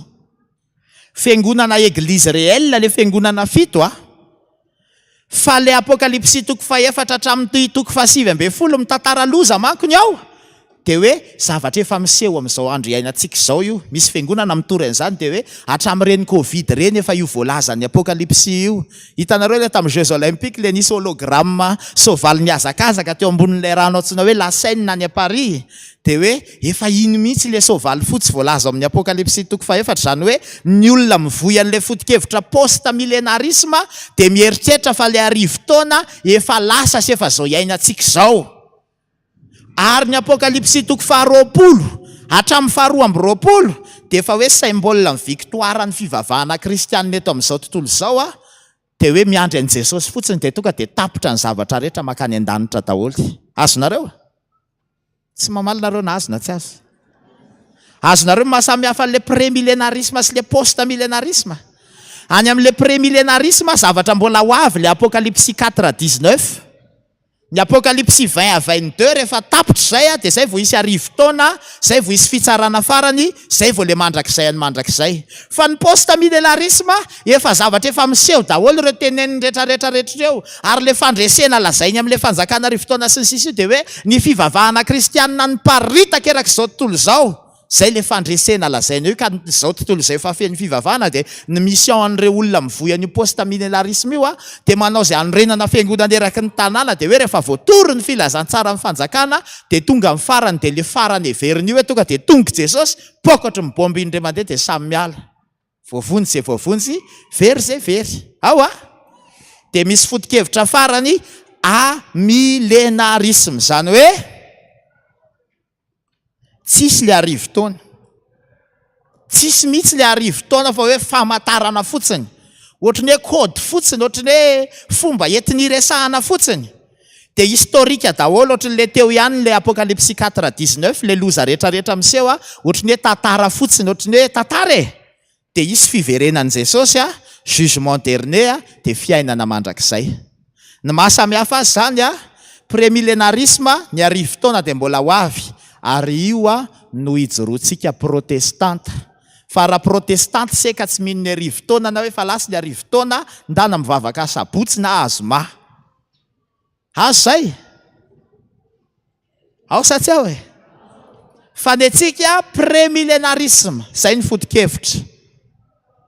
Mbola ho avy io arivo-taona io, ho avy Jesosy, isy fitsarana farany mandrakizay any mandrakizay. Reo anankitelo reo ihany ny fomba fanazavana ny apokalipsia amin'ny fiangonana rehetra eran-tany dia arakaraka ny faneken'le fivavahana an'le apokalipsia amin'ny vondrona misy azy. Ao? Ny mpivavaka sabotsy zao ny sasany a miaraka amintsika amin'le prémillénarisme. Fa ny sasany post-millénarisme. Ary zareo tsy tononoko fa mandeha amin'ny tambajotra serasera le tsy manana foto-kevitra hafa mihitsy, reny le amillénarisme. Tsisy arivo-taona zany, tsisy an'izao zany, tsisy an'izao zany dia raha mijery nareo raha makany amin'ny adventiste zao nareo dia hafa ny fanazavany azy satria hafa ny approche hitondrany azy, post-millénarisme ohatra. Raha makany amin'ny ara-pilazantsara nareo hafa ny anazavany azy satria hafa ny approche-ny. Fa ho antsika protestanta approche prémillénarisme. Zay ny antsika satria rehefa nydiniany io boky io eran-tany a nataony fanadihadian'ny teolojianina rehetra, io ny lany fa io ny marina. Fa misy moa sonjy ray loasa ny azy hoe zay dia zay fotsiny. Na marina io na tsy marina zay dia post-millénarisme fotsiny dia zay ny anazy. Tsy fanomezantsika tsiny. Misy hoe ny anay le amillénarisme mety aminay a dia zay ny azy. Mazava zay a? Dia io amin'izay dia nio tsara fa io zany ny fanazavana an'le boky apokalipsia. Mandefa afatra Andriamanitra, afatra anankifito ho an'le fiangonana fito. Inona le antoko anankitelo teo raha tadidinao tsara? Inona voalohany? Gentlis. Inona faharoa? Ary inona ny antoko fahatelo farany? Le fiangonan'Andriamanitra tsy hoe Tiatira ihany na hoe Sardis ihany na hoe Efesosy ihany. Fa le fiangonan'Andriamanitra dia fiangonana masina, fiangonana anankiray. Ao a? Fiangonana anankiray mandray afatra fito. Asa raha azonao? Asa tsy azo? Le afatra fito dia natokana ho an'ny fiangonana ray dia le nijerentsika teo fa fiangonan'Andriamanitra na Gentlis izy na Jios izy ka nandray an'i Jesosy dia ray sao le afatra fito. Ny any Efesosy zao efa fitory eto am-piangonana eto foana hoe niala tamin'ny fitiavanao voalohany ianao. Zay ny afatra voalohany. Dia vakio anele izy ao aorianan'izao ampianaraka anao zao fa ho azonao amin'izay io boky io. Vakio indray ny fiangonana faharoa hitanao ao ohatra i Sardis veny ao sa izy. Sady tsy mafany ianao ny tsy mangatsika alohan'ny vavaka. Zay ny afatra faharoa. Fahatelo efa niady ihany ianao, na tanany teny ihany ianao, fa tiany na halavo anao dia tany sainy ao. Raha ianao le fiangonan'Andriamanitra, raisy ireo afatra fito ireo mibeba raha tsy ao anatin'ny fahatanterahana an'ireo ianao. Fa ny fiangonan'Andriamanitra zay mandray an'ireo afatra fito ireo ary ny afatra zay voarayako rehefa mampianatra an'ity apokalipsia ity za tsy hameha anareo an'le afatra fito fa anjaranao ny mamaky azy rehefa tompona andraikitra ianao mahatsapa hoe za fiangonan'Andriamanitra. Ny fanazavako an'ity apokalipsia ity dia alahatakaranao azy fotsiny. Fa ny afatra ianao ny mila mamaky azy. Azo zay? Tsy omeko adiny ny efatra koa ianao dia vita ireo toko 220 ireo ary ho azonao izy ao aorianan'ity fampianarana ity. Ny toko voalohany hatramin'ny toko fahatelo afatra ho an'ny fiangonan'Andriamanitra. Iza le fiangonan'Andriamanitra? Na Jiosy na Gentlis nandray an'i Jesosy. Ianao zay. Mazava fe zay ny toko voalohany hatramin'ny toko fahatelo. Mazava? Rehefa aveo tsika hiditra amin'ny toko fahaefatra hatramin'ny toko faha-9, hiditra amin'ny toko faha-20 hatramin'ny toko faha-20, fa ny approche na ny fomba entintsika hanazavana anazy dia approche prémillénarisme. Aloha mba samy teny daholo fa sao dia misy mirediredy indray rehefa aveo. Approche prémillénarisme. Mazava zay? Voambolana teolojika fampiasa elak'izao tontolo izao zany na dia hoe maro ary ny androany vao mahare azy. Ao a? Ireo fisehoan-javatra ho avy faingana. Alao dinganitsika kely. Eto tsika izao. vetivety ndao ary hijery vanim-potoana sarotra mihitsy fiainana aty aminareo aty Antananarivo aty za tena mitsotra ny tompo mihitsy fa any aminay any amin'iny toerana ipetrahany any amin'ny RST ity any aminay tsisy de le stage zany hatramin'izay ka hatramin'izao na 2 minitra ary raha misy de 2 minitra jironay avy any Abehenjy makany avolohany aminay tsisy de le stage zany ny rano alaina avy any ambany any ampiakariny motera ny jiro mandeha foana sady misy jiro misy rano feritraina mihitsy aisak izay maka aty amin'ity jironareo mipika lava ity manao jeu de lumière andaotsika aloha hianatra momba nyity faminaniny Daniel ity momba ny fotoana alohan'ny hidirana atsy amin'ny Apocalypse atsy fa sao de tsisy ninina ho azonao.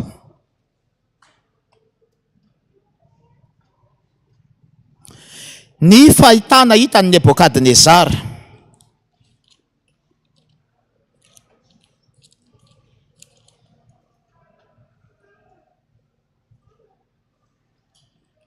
Vetivety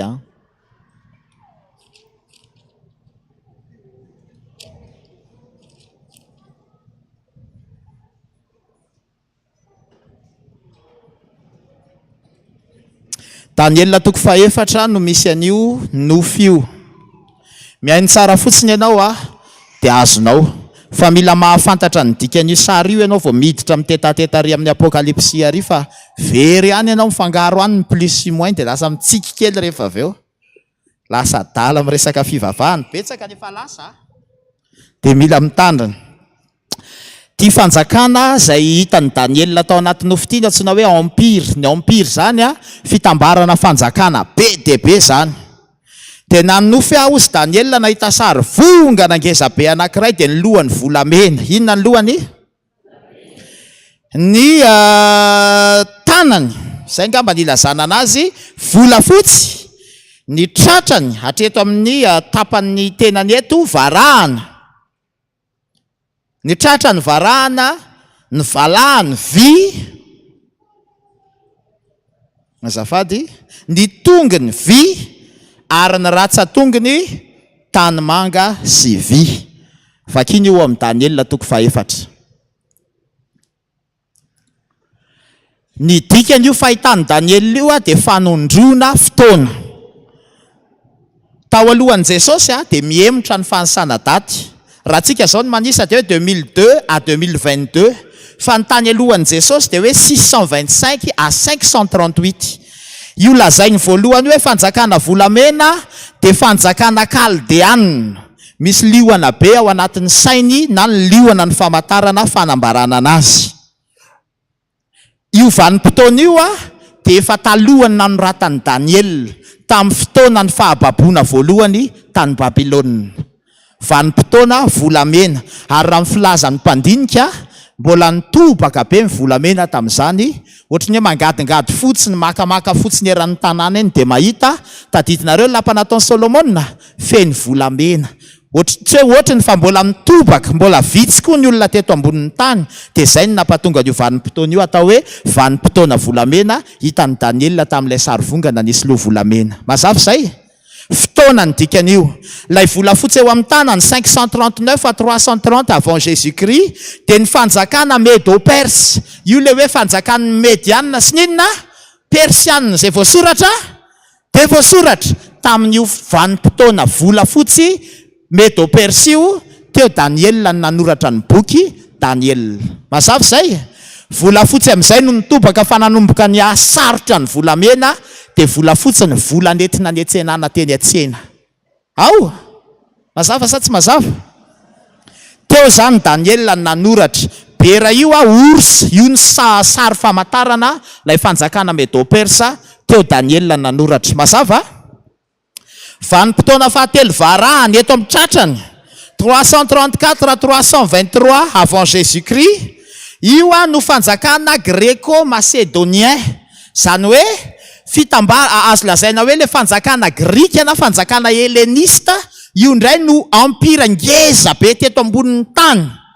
De ny zavatra ny famezivezena teto satria efa niasarotra ny volamena, niasarotra ny volafotsy, izy tsy hoe lany fa miasarotra dia varahana indray ny monnaie d'échange nanomboka teo tao alinan Jesosy.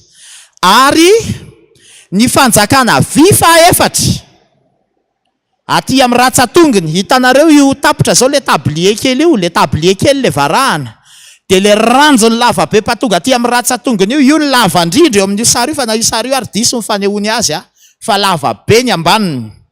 Io no antsoina hoe fanjakana Romana izay mbola misy atsika mandrak'izao. Misy fiangonana be dia be raha ny tanàna any mitondra izay anarana Romana izay, fa tsy ho teneniko eto na aiza toerana eto ambonin'ny tany misy azy. Ary jereo ny vola majinika fampiasa ankoatra ny vola raviny amin'izao, fa vola inona? Vola inona ny 10 sy ny 20 ary ny 50? Vola inona? Dia ao anatin'ny vanim-potoana ninona tsika izao? Mazava aminareo? Mazava sa tsy mazava?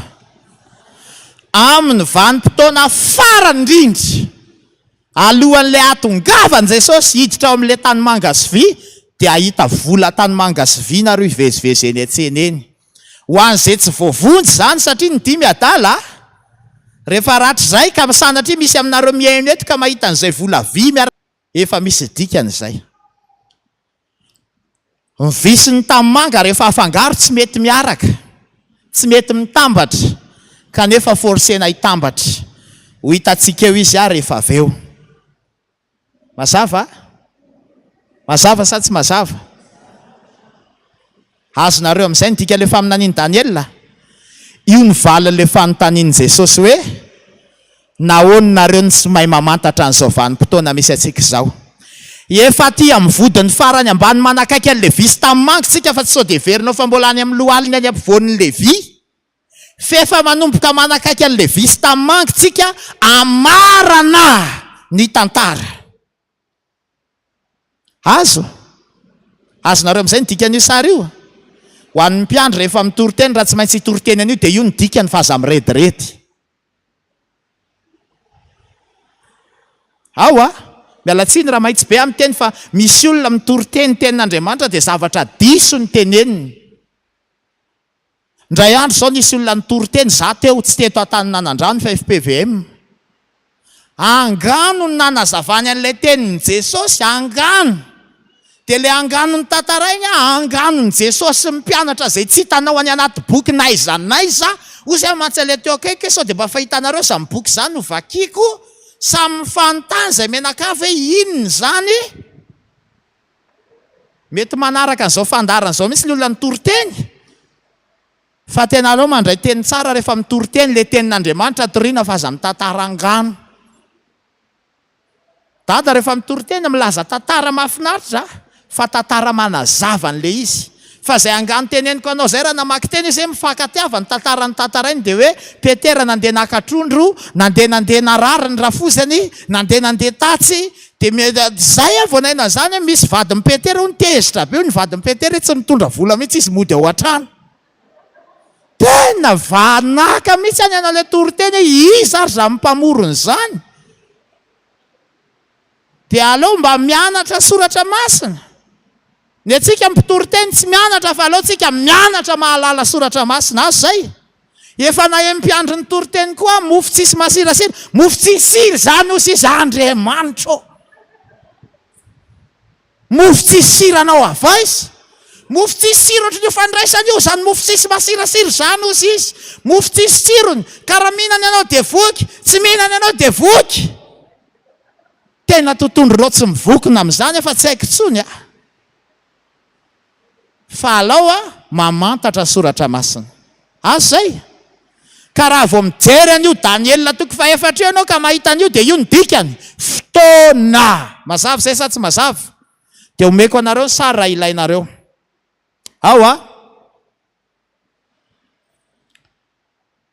Fa amin'naniny fitopolo herinandro hodinganiko fa fotoanantsika mandeha. Hiditra amin'izay ary tsika alohan'ny teny hidirana amin'ny Apocalypsia, jereo ny Tesalonianina voalohany toko faefatra, andininy 15 hatramin'ny 17.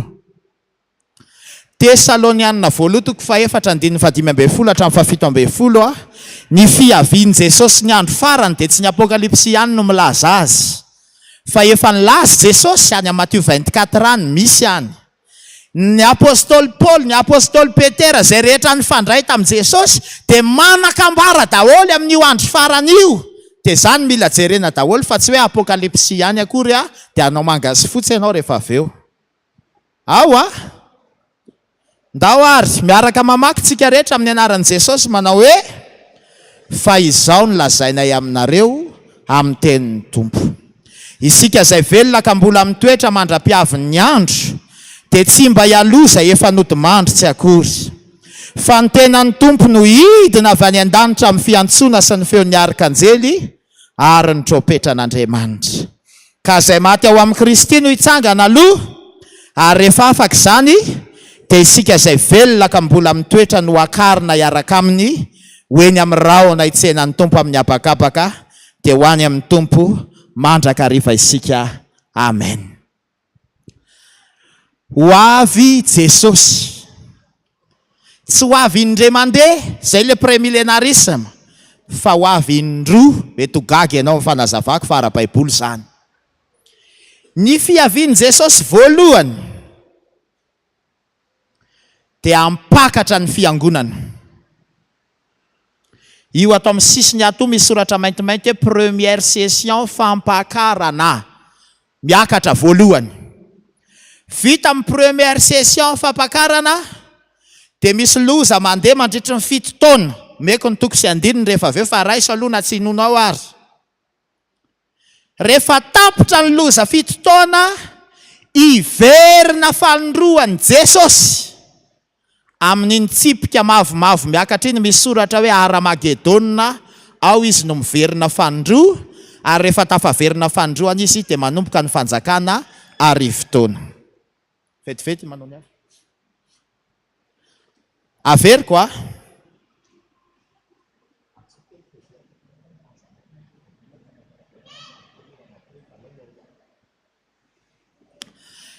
Jesosy tonga voalohany io a. Io a ilay Tesalonianina voalohany toko faefatra. Ny zay zao lazainay aminareo amin'ny tenin'ny Tompo, isika izay velona ka mbola mitoetra mandra-piavin'ny Tompo, dia tsy mba hialoza efa nodimandry tsy akory. Zany hoe ny tenan'ny Tompo no hidina avy any an-danitra amin'ny feo fiantsona. Tadidinareo nananganany an Lazarosy tamin'ny maty. Ny antso izy Lazarosy manenina. Izy feo fiantsona ohatr'izay ataon'i Jesosy izy mahalaza azy. Dia reny maty ao amin'ny Tompo rehetrarehetra reny, kompatanana ho anao manoka be io, reny maty ao amin'ny Tompo rehetrarehetra reny hitsangana. Jesosy no iantso azy, raha anina mitsangana, raha anina mitsangana dia azo nofo vaovao. Reny no miakatra voalohany. Tafakatra reny. Io soratany menamena io, feo an'ny arkanjely, orakoraka be, tsy isy farany io satria tafakatra ny olom-bovony tsy tapany voalohany. Eny amin'ny rahoan'ny lanitra io a. Dia io orakoraka be io ny anaitra atsika. Mba eritrereto ohatry n'izany orana avy zany, tonga dia misy feo an'olona mitabataba be ohatry ny olona ray palais des sports hoe Alléluia any ivelany any.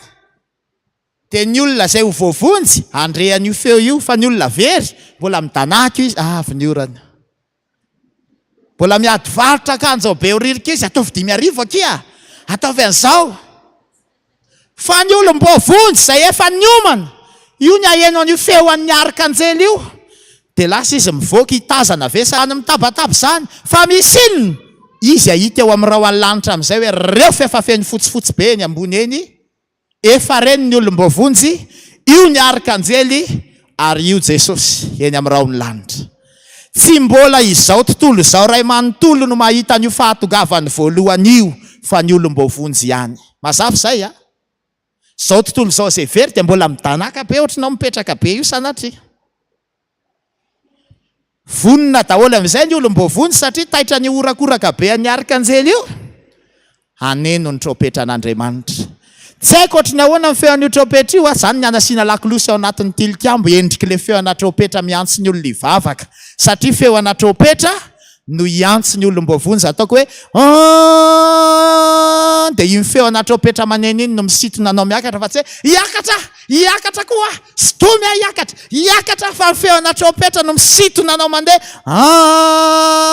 lasa manaraka an'iny ny akanjonao milatsaketo fa ianao mahazo nofo vaovao mahazo akanjo vaovao dia io le lazain'i Jesosy eo amin'ny tenin'Andriamanitra ao Matthieu 24:40-42 hoe ny anankiray ho raisina ny anankiray avela. Isy roa vavy manodidina fiksoam-bary, ny anankiray ho raisina ny anankiray avela. Ny olona niomana raha ny tena tokony ifonako pasteur José Alain fa misy fampianarana nataoko zay efa enika efa misy maro mampianatra izy dia faly fa ny olona anankiray mpanompo aloha voalohany miakatra ho zanak'Andriamanitra, miakatra ho sakaizan'Andriamanitra, izay vao fofombady, izay vao vady ampakarina.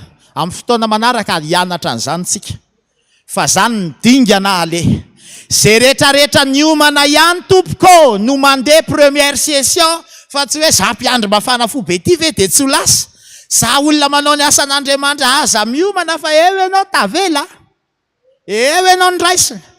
Io tsy misy hoe varatra be mikotrikotrika zany na hoe misy eclipse na hoe misy zavatra tena remarquable be dia hoe lasa hono ny olombovonjy ve dia andeha koa fa rehefa tsy niomana ianao tsy mahita nininina ianao fa ohatr'izao ihany fa ny olombovonjy zany fa misy miorakoraka manomboka efa mangingina sy mijanonjanona daholo ay zary zany tabataba be zany tsy maintsy hivoaka izy hitazana hoe inona zany reo fa feny fotsifotsy be ny amin'ny rahoan'ny lanitra tsofin'ilay anjeliny tropetra lasa niaraka tamin'iny le ny tavela navela no anaty Porsche Cayenne tsara tarehy ty fa izy ty totsita VX Prado ana daholo Porsche makanina inona avy fa le ry olombelo rehetrarehetra hoe nahazo zay fa tsy nangalatra fa tsy aina ny zavatra iseho ao arina kely aho.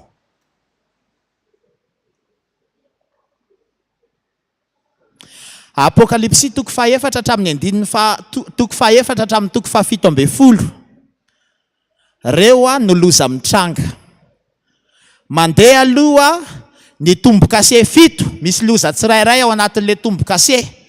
Zany hoe lasa aloha ny olombovonjy dia lasa miala sasatra any amin'ny rahoan'ny lanitra any. Za zao vao hoe avady 10 pointy sambatra mihitsy niala sasatra fa mbola ety ambonin'ny tany iny. Fa za tena mampanantena anao fa mbola reve mihoatra lavitra le miaraka amin'ny Jesosy eny amin'ny rahoan'ny lanitra. Izy miantoka ny appartement, miantoka ny carburant, miantoka ny sakafo buffet isan'andro, wifi gratuit, tanàna tsara tarehy. Tena miteny anao ataovy izay ekarana voalohany fa vakansa mandritry ny 7 taona io. 7 taona angarangidina tena azo isaina io tombo-kase 7 zay no misokatra voalohany ho avy amin'izay olombelo sy titany amin'ity amin'izay matsatso rehefa lasa ny olombovonjy voalohany.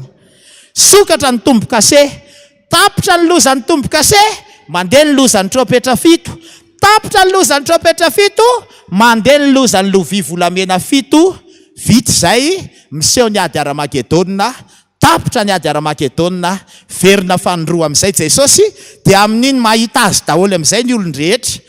Fa lefa lasa niakatra niaraka tamin'ny tany idina sady zesta beraka aminy zay le vovonjy fa zay very rehetra tazany ety ambany ety dia ety voandohalika hoe mifona fa tsy nety nino anao ane ahatra amin'izay fa zay fivavahanay ka zay fivavahana zao tsy tononiko hoe zay ne tsy mino anao hoe zay ne amin'izany vo hitomany daholo.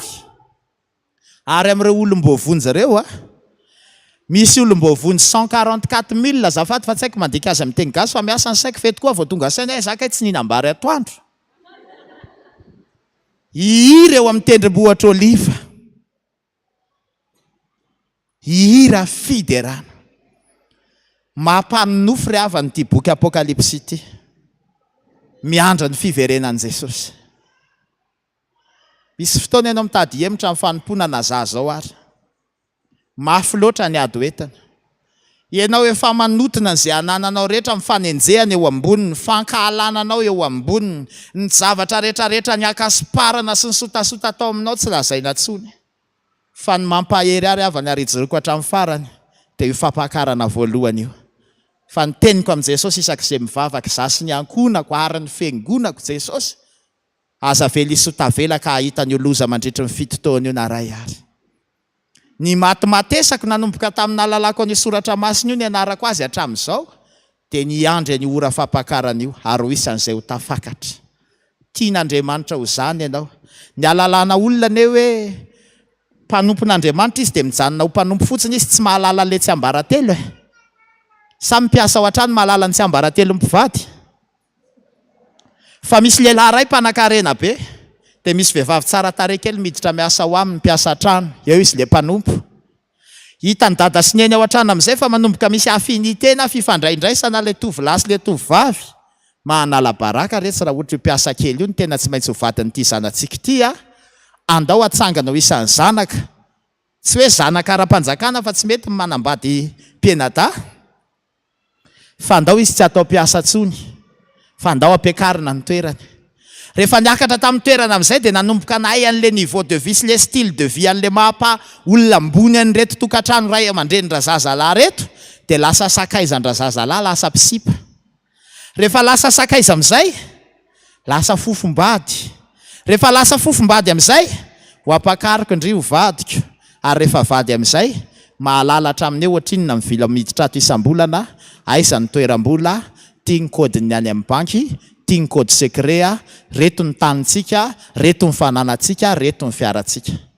Ny ahalalana ny olona hoe tia le vady ampakarin'i Jesosy, tia le efa tonga fofombady dia ireo izay nahafantatra ny tsy ambaratelo tahaka an'izao ambara aminao izao. Fa ny olona mbola mpanompo fotsiny tsy mahalala fa tsy manompo izy na andro na alina dia mijanona ho mpanompo ao. Azonareo? Za zao efa nitenenan'i Jesosy an'izany. Ianao ane izy ka manompo fotsiny e. Fa roviana ianao le tena ho sakaizina. Ianao mihevitra hoe le mahazo nosy le itenenan'i Jesosy mahasakaizanao tsy izay. Fa ny mahasakaizanao dia ianao tonga eo amin'ilay toerana tsy mahatsiaro tery tsony ninninona mahazo anao fa tena efa manana fahatsapana ianao vokatra ny fifandraisanao amin'i Jesosy. Fa tena mpiara-miasa aminy ianao ary tena sakaizana ianao na ho amin'inona na ho amin'inona. Tsy hijoro vavolombelona fa miteraka olana le izy indraindray. Ary resako anareo ampabemasy eto izany. Sanatria misy mihevitra hoe amrehare, misy tena to dia mahitsy hoe ohatrany hoe any aminareo rery Jesosy miasa dia za tsy miteny intsony. Fa ajany koa izay fa raha fijoroana vavolombelona momba izay na mbola parain'ny andro ary tsy lany. Fa nanomboka tamin'ny fotoana nandraisako an'izay hoe za ho sakaizany. Ohatry ny tonga ho azy teo amiko ty famelabelaraka-hevitra ty sy ty nanao recherche n'ity zavatra ty nianatra n'ity. Ary mandraka ankehitriny aho dia mianatra foana satria izay ny fofombady. Mamantatra an'le tsy ambaratelo ao an-trano. Zany ny antony ampianarana anao tonga eto mba ho tonga fofombadin'i Jesosy ianao. Fa tsy mpanompo fotsiny. Azontsika? Fa ny mpanompo manompo fotsiny. Lasa izy mirotoroto manao ny fanompony eny. Traindray ary ohatry ny reraka dia miteny hoe tsisy valiny. Fa miakara ho isan'ny sakaiza. Ary aza ho sakaiza fotsiny fa midongy mihitsy ho ampakariny ho vady. Rehefa manan'olo tiany ianao ka mba midongodongo izay chéri mba hividianao an'izao a, maty mihitsy ianao mitady an'iny misikim-ponitra manao ny fomba rehetrarehetra. Mihoatra noho izany ao amin'i Jesosy. Ary ty tena ambarako aminao fa tena niainako izany fa ty ho teneniko. Tamin'ity taona 2024 ty any tena tsapako tena tafarotsaka tato anatin'ity zavatra ty. Ary tena nampitombo ny fiainam-panahiko izy nahatakarako hoe za ty fofombadin'i Jesosy. Tsy atonina tsony ny fiangonana, fiangonana koa moa iva kely le natao voaloha satria natao maimaika. Izy efa ngeza fa iva dia sady tsy atonina. Ho hitarina ny trano. Ho atao ny tilikambo, ho atao ny trano vatom-piangonana. Tena napetraka ny devis efa mandehany amin'ny 900 millions vola ilaina. Aiza ny ahitana an'izany? Saina miodikodina io. Fa rehefa natao ty zavatra ty dia mivavaka. Fa izy kosa aloha tsy hoe vavaka adiny ray na vavaka eny an-tendrombohitra. Fa ilaza ohatra ray fotsiny aho zao tamin'ny volana May manomboka amin'ny ray maraina patonga any amin'ny 4 sasany maraina ny fivavahana. Nandeha indray teo nisy hetsika atao natao tamin'ny 27 oktobra nandritra ny ray volana katroka manomboka amin'ny 5 sasany patonga any amin'ny ray sasany alina. Vavaka sady miresaka amin'ny fofombady io. Fa teneniko anao tao anatin'ny 7 mois zay na 6 mois azo zay volo zay ary vita daholo le trano ray manontolo nandritra n'izay fotoana izay. Io tsisy hoe ndeha ho any an-tranon'olona dia hitaky vola dia hoe tsy maintsy omenao ty fa tonga avany dia ateriny eo io na azo valim-bavaka ohatr'izao dia tiany an' Jesosy, misy hetsika ohatr'izao dia tiany an' Jesosy, misy azy tiany an' Jesosy. Tena nahafaly ary tena isaorako an'ny tompo ary ampahirezako anao. Amboary tsara ny fifandraisanao amin'i Jesosy, ireo ny ho fofombadiny fa na io fiainanao io ary ho alaminy. Ratsy be raha tenenika ianao sipan'i Jesosy, ratsy be zany, fa ohatrohatr'izay le toerana tokony isy anao. Zany ny anarana n'ity boky ity, ny fahafantaranao an'ity sy ny fahafantaranao an' Jesosy bebe kokoa izay lazainy ny Baiboly manontolo, ahitanao sy ahafantaranao ny toerana tokony hipetrahanao, fa tsisy ajanona eo anoloanao zany ny fahavalo, ary tsisy afaka hamitaka anao zany na inona na inona. Teo aloloha teo 3 volana zay ohatra mivarina fa mijoro vavolombelona daholo ireo tondronyesana, voan'ny kansera tamin'ny kansera isan-karazany daholo ireo fasitrana. Tamin'ny fotoana tsy napozina nasitranan'ireo tamin'ny ora tsy amin'ny zavatra tsy haiko akory ahoana. Fa aika ry havana rehefa tena mitombo ny fifankatiavanao amin'i Jesosy. Tadidinareo ny tantaran'ny apôstôly Paoly, ny aloka sy ny mosoarany dia naninona? Nasitrana ny marary. Io ray aman-drenintsika io dadarandrena atoandro, tsy sakaiza tsony io fa efa tena fofombady mihitsy. Menarana zany. Menarana zany. Ianao manatena zavatra be dia be dia fanapahanozina sy fampandrona ny hazakazahanao fa ny fiainam-bavaka sy ny fitezam-panahy famakiana soratra masina fijoroana amin'ny sitrapon'Andriamanitra zero manofisy eo ihany. Tena mahitsy amin'ny teny anao an'izany, mahazo manofy ianao fa tsy ho tanteraka izany.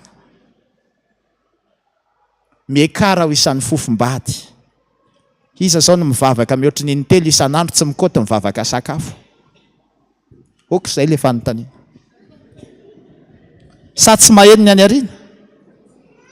Maheno sa tsy maheno? Ianao manana projet be io, misy asa ngeza be atao, misy zavatra ohatr'izao atao. Za rehefa ampivavaka isan-kalady, tsy ambarateliko ity fa misy pastera miaina eto dia lazaiko. Amin'ny 12 ny fotoanako amin'i Jesosy, tsy mijanona eo raha tsy voatoniko ambavaka daholo ireo kristianina rehetrarehetra sy rehetra mbola ho avy sy ny zavatra rehetrarehetra iseho eo. Ny jiro ny adiniko mitondra ambavaka azy, any aminay tsy isy delestage fa tapaka ny jiro raha pitso alahady. Fa hatraminy hoe ohatrinona ny vola ilainao ataon'i Jesosy omenao fa misy any asa zao mila atao. Ny marary rehetra fa zay le fifandraisana amin'i Jesosy amin'ny vavaka miresaka amin'ny olon-tiana. Miaina le fivavaka ny sasany koa ohatra ny tonga saina ihany, zany ve tsy ampatorina izy mivavaka ary ve tsy horendrika amin'izany?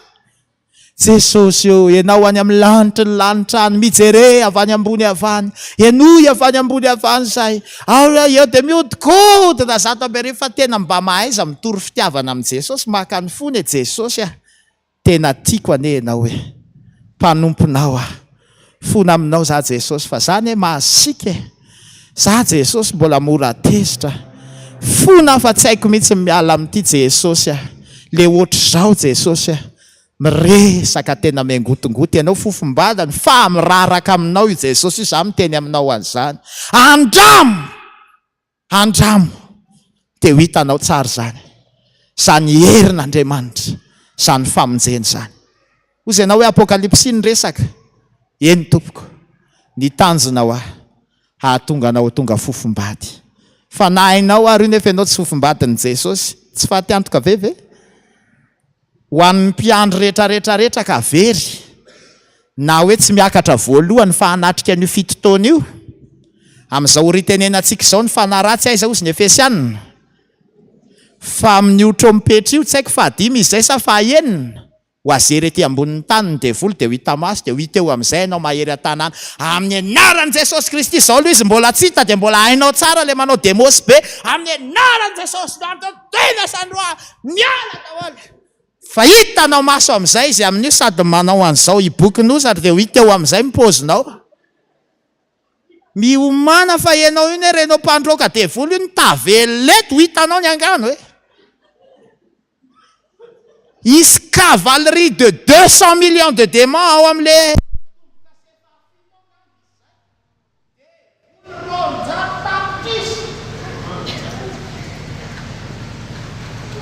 zay tsika manko zao miomana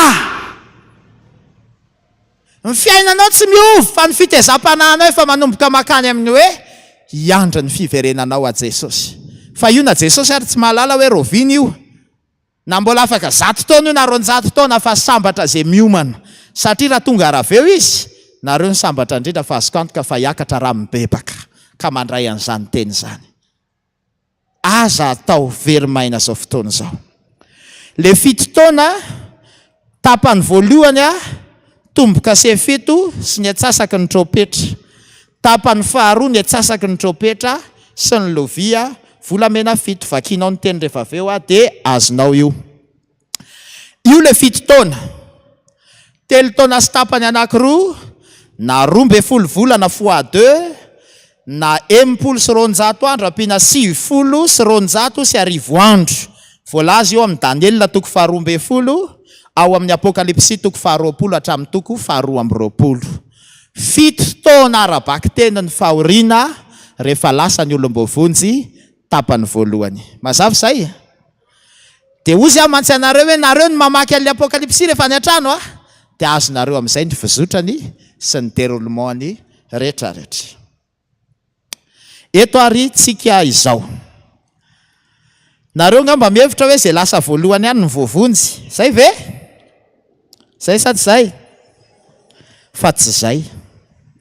Fa na ny virjine 5 adala ro voavonjy. Zany ny voalaza amin'ny boky Apocalyptic.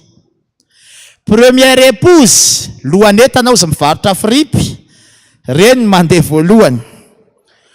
Lohanetana tapany faharoa dia ny virjine 5 adala. Hitatsika io any amin'ny manony avy sao dia misy an'ilay tahirikevitra ko anankiray fa tsy nitondra tahirikevitra na ho an'izay efa nianatra n'ity Apocalyptic niaraka tamiko tany am-piangonana amin'izay tsy ela fa tsy ity le baiboly nampianarako azy dia tsy ato ny marika. Ato amin'ny Apocalyptic etivety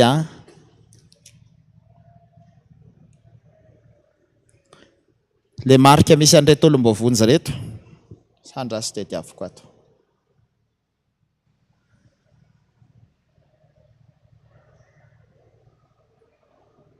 Vetivety fotsiny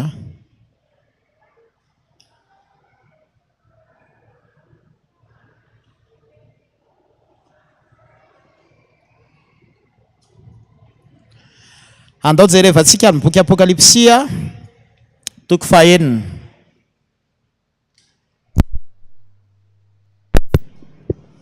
Petraka kely fareraka.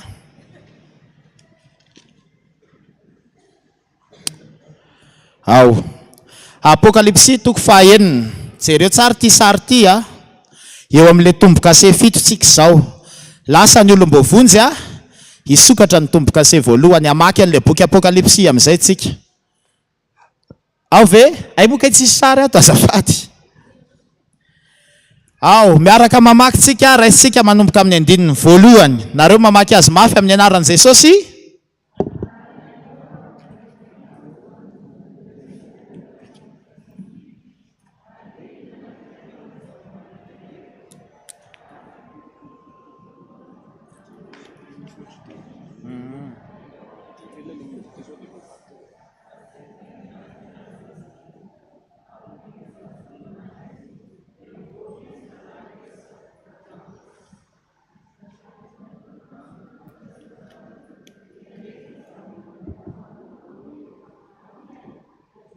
Mafy. Vaky mafy.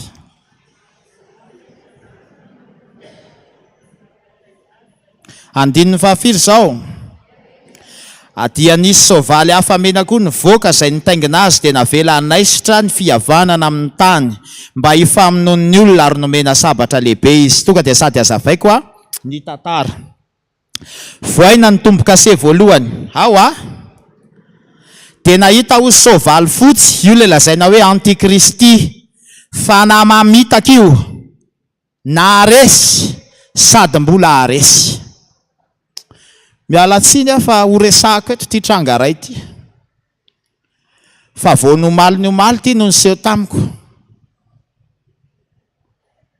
Ary reko fa aty Antananarivo aty dia betsaka mihitsy mpiandro ohatran'io ka anankiray io. Efa netiko tao amin'ny dada tao hoe mba hajereo aho reto dia mba tsy mpino tsirairay fa zava-doza nefa rahatsika. Za misy afatry Jesosy maika ho anao kiza moa tsy handany afatry Jesosy sanareo mandahy. Fa rehefa nozahana toetra sy nentinam-bavaka, za nitondram-bavaka, ny ray aman-dreny nitondram-bavaka, nisy ray aman-dreny hafa nitondram-bavaka, dia volo no miteny. Jesosy mihitsy io, misy famantarana, misy an'izao, misy an'izao, misy olonety mahafantatra tsara an'izao vao ndresaka tamiko vao eo. Izy misisika, za tsy maintsy eo aminao fa Jesosy mampiteny ato dia nitsiko amin'izay samy hafa ny Jesosy tsika ho aza mirediredy aty amiko aty mihitsy fa samy hafa ny atsika. Akombony ny vavanao, ny alina koa mbola nanontany azy. Ianao ve Jesosy tia miteny ity? Io soavaly fotsy voalohany io mivalany. Zao vaninandro farany ainantsika zao tompoko dia navotsitra io soavaly io mbola ho avy fa ny saritsary nefa miseho fen'olona misy fanahy mamitaka eran'ny tanàna, ny voany ihany no afantaranao ny azo. Ny alalanao ozy miboky ny Deutéronomie fa tsy ny rahan'i Jehovah io mpaminany io, dia sasa izy miteny zavatra fa tsisy tanteraka izay lazainy. Tena notaniako amin'izay izy olona efa niresaka taminy, tsisy ninona tanteraka eo. Mialatsiny mety maheno eto ianao fa eto ny ampibebahako anao. Fa ny fanahy ao aminao miteny fenao hotokanana mpiandry, ny anaranao tsy mety mivoaka mandrakizao. Avy eo ny iraka sy dada indray soketainao fa misy fanahy santoka. Ny alalanao fa ny mpaminany dia tsy avy amin'Andriamanitra tsisy tanteraka izay lazainy. Nisy anankiray efa nataoko an'izao tamin'ny taona maromaro lasa izay raintsika sainao raraka ho aho.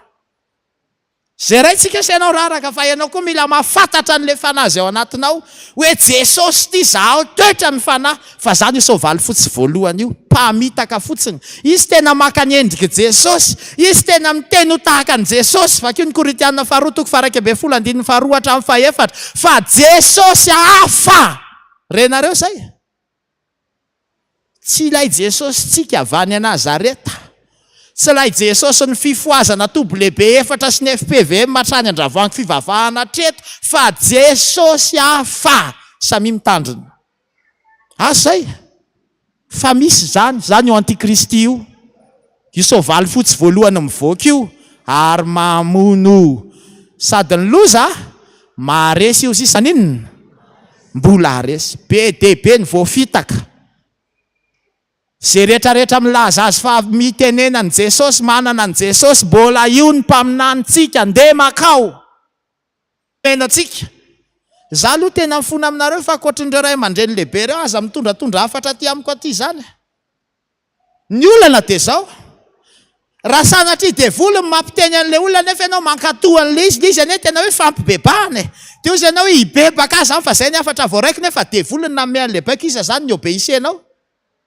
Iza? Devoly sa Jesosy? Ozy ianao hoe tsy ilay mibebaka ve zava-dehibe fa au moins ianao nampibebahana nefa devolony nampibebaka anao. Mety zany sa tsy mety? Mitandrema! Fa ty ary mbola tsy tanteraka akory dia amin'izao andro zao efa vokatra zany eran'ny tanàna. Ny fanahan'Andriamanitra tsy mitona olona anaratsy olona lasa nienjik'olona zany.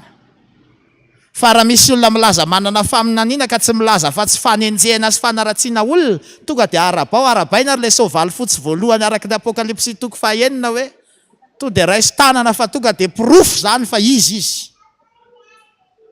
Zay. Isy mpanompon'Andriamanitra be dehibe avy ao andravoangy fivavahana nakany amamaneny lava. Ty mpanompon'Andriamanitra ty ry mama ohatr'izao ka ahoana ny tena marina momba n'izy io, fianao mihitsy ny tiana hiconfirme hoe tena ratsy ve izy io, dia izy mamaneny lava mantsy azy. Za tsy ny rahan'i Jesosy anaratsy olona izy ary tsy zany ny fanahy ato anatiko, fa raha zany ny alehanareo eto ndana mivoaka fa tsy ato ny valiteny. Ny ondrika mbola velona any ireo mpiandro ireo hatramin'izao. Aoka tsika heritreritra tsara ny asa napetraka tamintsika. Fa io fanasandiko efa mivoaka amitaka. Mpiandry tena mbola tsy ndriko tsara tandremo ianao so fitaovam-piasana ampiasain'io satana io amitaka.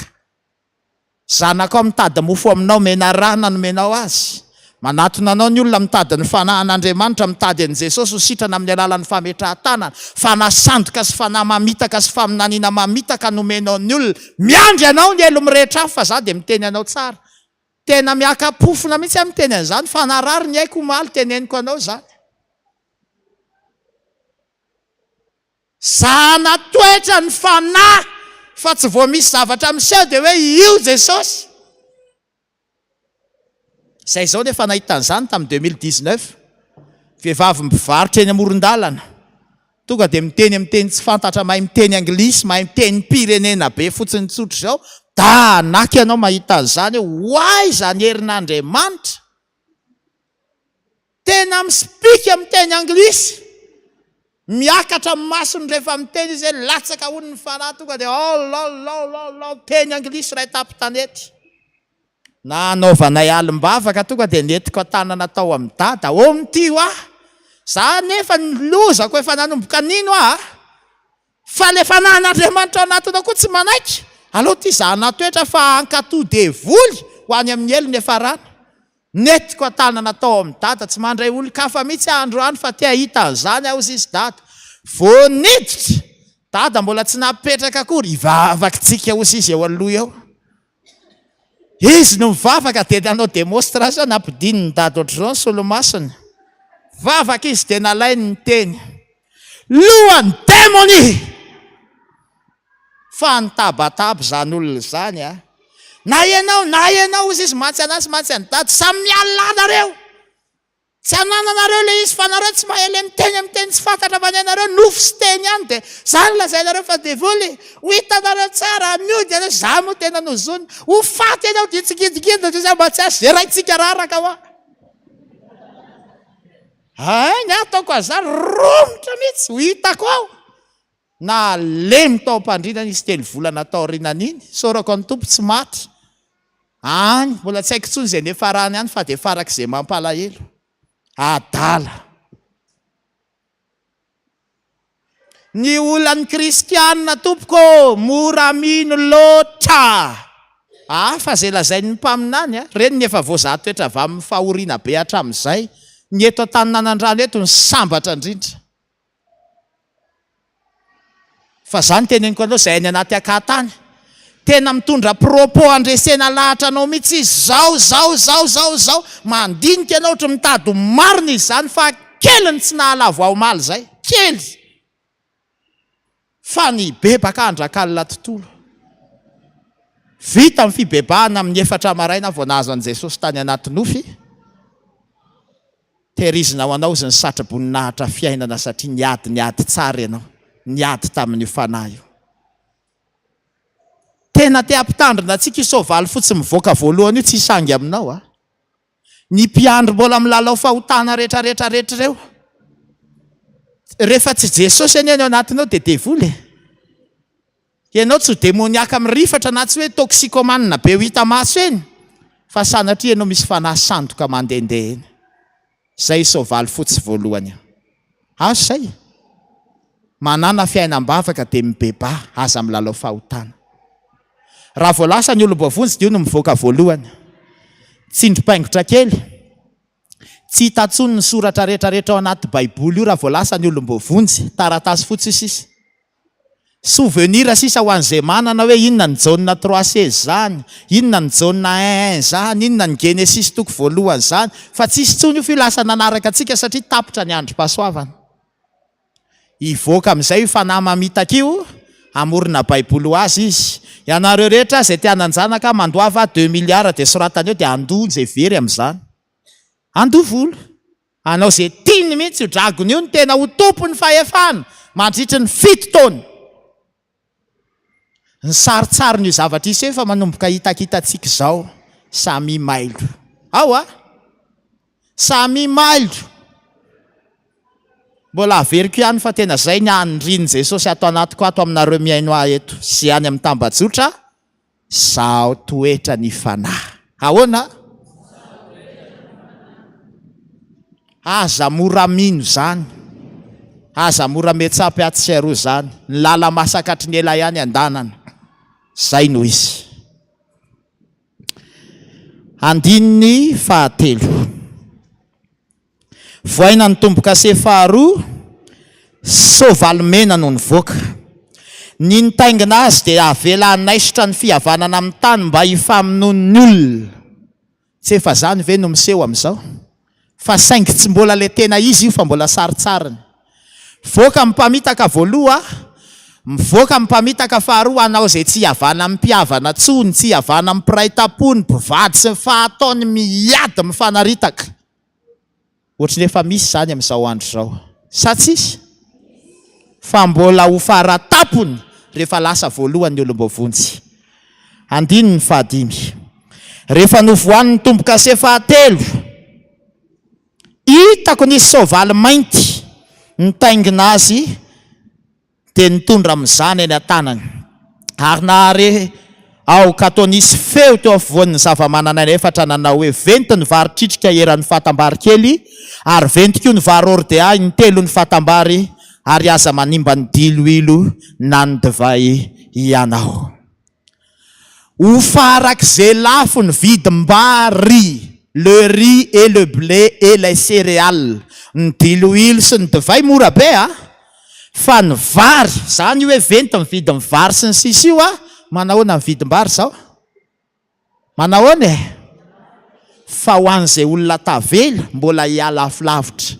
Ny soavaly fahatelo ao amin'ny tombo-kase fahatelo dia ampakatra ny vidim-bary sy ny vidina lafarinina. Efa iainantsika izao zany sa tsy iainantsika? Samy mieritreritra izay mbola mieritreritra ny hijanona eto fa mety mbola ho 5,000 ny kapoaka amin'izany na raha hetsy mihitsy kapoakam-bary fotsiny. Zany io. Andiny ny fahafito. Rehefa novoan'ny tombo-kase fahaefatra dia reko ny feon'ny zava-mananaina faefatra nanao hoe avy nisy soavaly atsatra ary ny anarale mitaingina azy atao hoe fahafatesana ary ny fiainantsika manaraka azy, ary nomena fahefana tamin'ny ampahefatry ny tany ireo hamono amin'ny sabatra sy ny mosary sy ny fahafatesana ary ny biby dia ety an-tany. Fahafatesana sy fiainantsika mpandripaka. Fa zao rehefa misy maty dia toriana foana ity teny ity hoe sambatra ny maty. Fa iny teny iny kay mbola tsy valabla amin'izao andro izao. Loatra. Tsy hoe tsy mety fa tsy dia tena mety loatra. Amin'izao ary izay maty indray ny ore dia andao anareo tsy foko ny zanako, tsy foko ny asako sa tsy zany. Fa mandritry n'io fito taona io hitantsika le teny rehefa avy eo amin'ny Apocalyptic toko 7 ao. Hitady ho faty ny olona ozy fa fahafatesany hitsoaka azy. Misy manko nareo mieritreritra hoe rehefa tonga zany le loza raha sala tsisy lasa dia hisotra avy eny amin'ny tilikambony Taninanandrano dia amin'izay maty. Satria tsy misy échappatoire afa-tsy ny fahafatesana mandritra n'io fotoana io. Fa tsy mety maty ianao fa nareo efa mijery film izay mivoaka amin'izao le misy an'le zombie le maty dia mitsangana ireny. Izaho zao nefa nahita an'ireny na mpijery an'ireny film ireny. Za mijery. Nijerevako dia zao. Ohatr'ireny ny olona eto mandritra le fahoriana 7 taona. Tsy mety maty ianao ranadana, ranabavy sy ny rahalahy sy ny rahavavy rehetra. Na hitsingidingidina avy eny amin'ny 50e étage ny tour orange eny Akorondrano ary ianao tsy mety maty. Dia eo no mipetraka le sambatra ny maty. Amin'io zany ireo misy olona maty hoe sambatra ragahy ianao fa maty. Zay ragahy ty tsy mety maty fa mbola miaritra fahoriana eto. Zany any io e. Ty lazaina hoe fahafatesana sy fiainantsika andripaka ty, andripaka an'le 2e session hiakatra. Fa zay maty amin'io tonga dia bonina be sambatra. Fa ny olona ataon'Andriamanitra mahita loza eto mandritra ny 7 taona tsy mety maty. Mba azonao an-tsaina ve zany? Ny lohanao zany efa milatsaka ty, efa mikiraviravy aty fa ianao tsy maty. Tsisy tanana ianao, tsisy tongotra, mbola ho hitantsika eo daholo vaky teny fa tsy mety maty. Fa ny maty amin'io dia maninona? Amin'izao rehefa misy maty, dia maty. Kristy ireo manko anery azy an'le hoe tsy mahazo mivarotra sy mividy. Hitantsika rehefa avy eo raha tsy mandray marika, tsy mety raha tsy mandray an'le marika dia ireo hiazona an'izay voarayany tamin'izao andro pasoavan'izao hoe ny tadidinay tamin'ny fampianaran'ny fifoazana dia hoe tsy mahazo manao an'izao zahay, tsy mahazo manao an'izao zahay, tsy mahazo dia vonoina ane rehefa tsy manaiky, vonoy fa tsy maninona satria sambatra ny maty. Dia maty ry zareo. Dia io le 2e épouse, Virgine Dimiatala na ny martyra. Zay. raha sanatrianao zany ka tsy lasa voalohany, renao fotsiny hoe tsy tahony anina, tsy tahony anina, tsy tahony anina, manomboka hitanao amin'izay fa misy karazana fivavahana sandoka be dia be ety ambonin'ny tany ety, manomboka tsy mifandray tsony ny mpiavana fa mifamony tena mifankahala tena tsy haiko tsony, ary ihany koa renao fa tena lafo be tsy azo vidiana amin'ny vidim-bary, lasa ny olom-bovonjy. Nga afaka metsena tsony raha tsy mandray an'le QR code amin'ny tanana sy amin'ny andrina sy ny sisa e, zao ka zao ka zao ka zao e, zay tsy hanao fa alao zay ho faty misary eto, alao zay ho faty ny aretiny eto raha tsy mahazo fitsaboana, raha tsy mandray an'le puce sy ny sisa, maty ianao dia sambatra ny maty, azony hatramin'ny farany Jesosy. Amin'ny firy aloha zao alonga mba hijanona aloha dia toizana amin'ny herindray raha ohatra, amin'ny firy ny toko mirava? Ay, satria tiako hazava be aminareo mihitsy ty boky ray manontolo ty ny tena marina, na vo zay fotsiny ary ane zao mivoatantarako anareo ka vakinareo le boky rehefa aveo dia azonareo rehefa any an-trano e. Ay, fa manampy fanazavana dia andao ary toizantsika ihany satria mbola azo toizana. Andininy faharoambe folo indray tsika izao, andao toizantsika amin'ny fahafolo e, reo zany le virjine dimy adala. Ary niantso tamin'ny feo mahery izy, nanao hery tompo masina sy marino, mandra-pahoviana ny tsitsaranao ny rahanay izay sy hamalinao ny rahanay amin'izay monina eny ambonin'ny tany, ary samy nomena akanjo fotsy lava izy rehetra, ary nasaina ny ala sasatra kely aloha izy mandra-patapitra ny mpanompo namany sy ny rahalahiny izay efa hovonoina tahaka azy koa. Hitanareo io amin'ny sary io misy hoe 5e ao amin'ile mangamanga io, reo olona rehetrarehetra reo zany dia hovonoina daholo hanampisan'ny olom-bovonjy mandra-pahatonga n'ilay fiverenan'i Jesosy fanondroany sy ilay ady ara-Makedôna, zany hoe mandritry n'ilay 7 taona ao anaty fahoriana mbola isy olom-bovonjy be dia be. Azo zay dia tadidinareo ilay tenin'ny Paoly apôstôly hoe amin'inona lehibe ny idirana amin'ny fanjakany lanitra, ho an'izay tsy lasa voalohany dia amin'ny fahoriana lehibe ny idirana ny lanitra, io ilay fahoriana 7 taona. Mazava zay? Manao akanjo fotsy lava, mafana be zao ny andro dia to dia mahitsy amin'ny teny, tsy fanao atsika fifoazana ny miboridana na mafana be ary ny andro. Misy manao zipo fohy kely fa mafana be ny andro, misy manao akanjo mitanjaka be fa mafana be ny andro. Mba fantatrao ny dikan'ny teny hoe pornografia, avy amin'ny teny grika izy io hoe porne, dikan'izay teny avy amin'ny teny grika izay dia hoe maso nahita fitanjahan'olona miteraka filanany anatin'ny olona. Marina fa mafana, marina fa misy ny tsy mampahazo aina, fa mpandray anjara anaty filma pornografika ny olona tsy mitandrina ny fitafiny fa mitanjaka eny masom-bahoaka. Ny vovonjy tsy hoe mirebareba akanjo be hatrany ankitrokely, fa rehefa any an-danitra ary dia akanjo lava be tsy ahitana zay maro-batanao no hita eo. Manentana anao dia ny mbola ety ambonin'ny tany, tany atao masina teo no tena hitenenako an'izany, hatreny amin'ny fanokanana misy tena hita daholo, mialatsiny hatraty amin'ny nonony aty ny vehivavy tazana daholo. Inona ary ty? Marina hoe mafana ianao fa tezitra ve ianao raha tenen'ny olona hoe ianao ohatra ny olona actrice porno? Masa mafaly ianao zany? Satria ny fitanjahanao asehona olona. Zay ny dikan'ny teny hoe porne dia samy mieritreritra.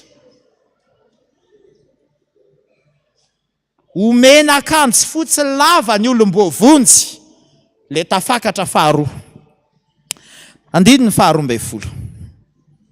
Hitanareo tsara le farany ambe folo farany teo mandra-pahatapitry ny mpanompo namany sy rahalahiny rehetra zay hovonoina mandra-pahatonga any amin'le 6e session.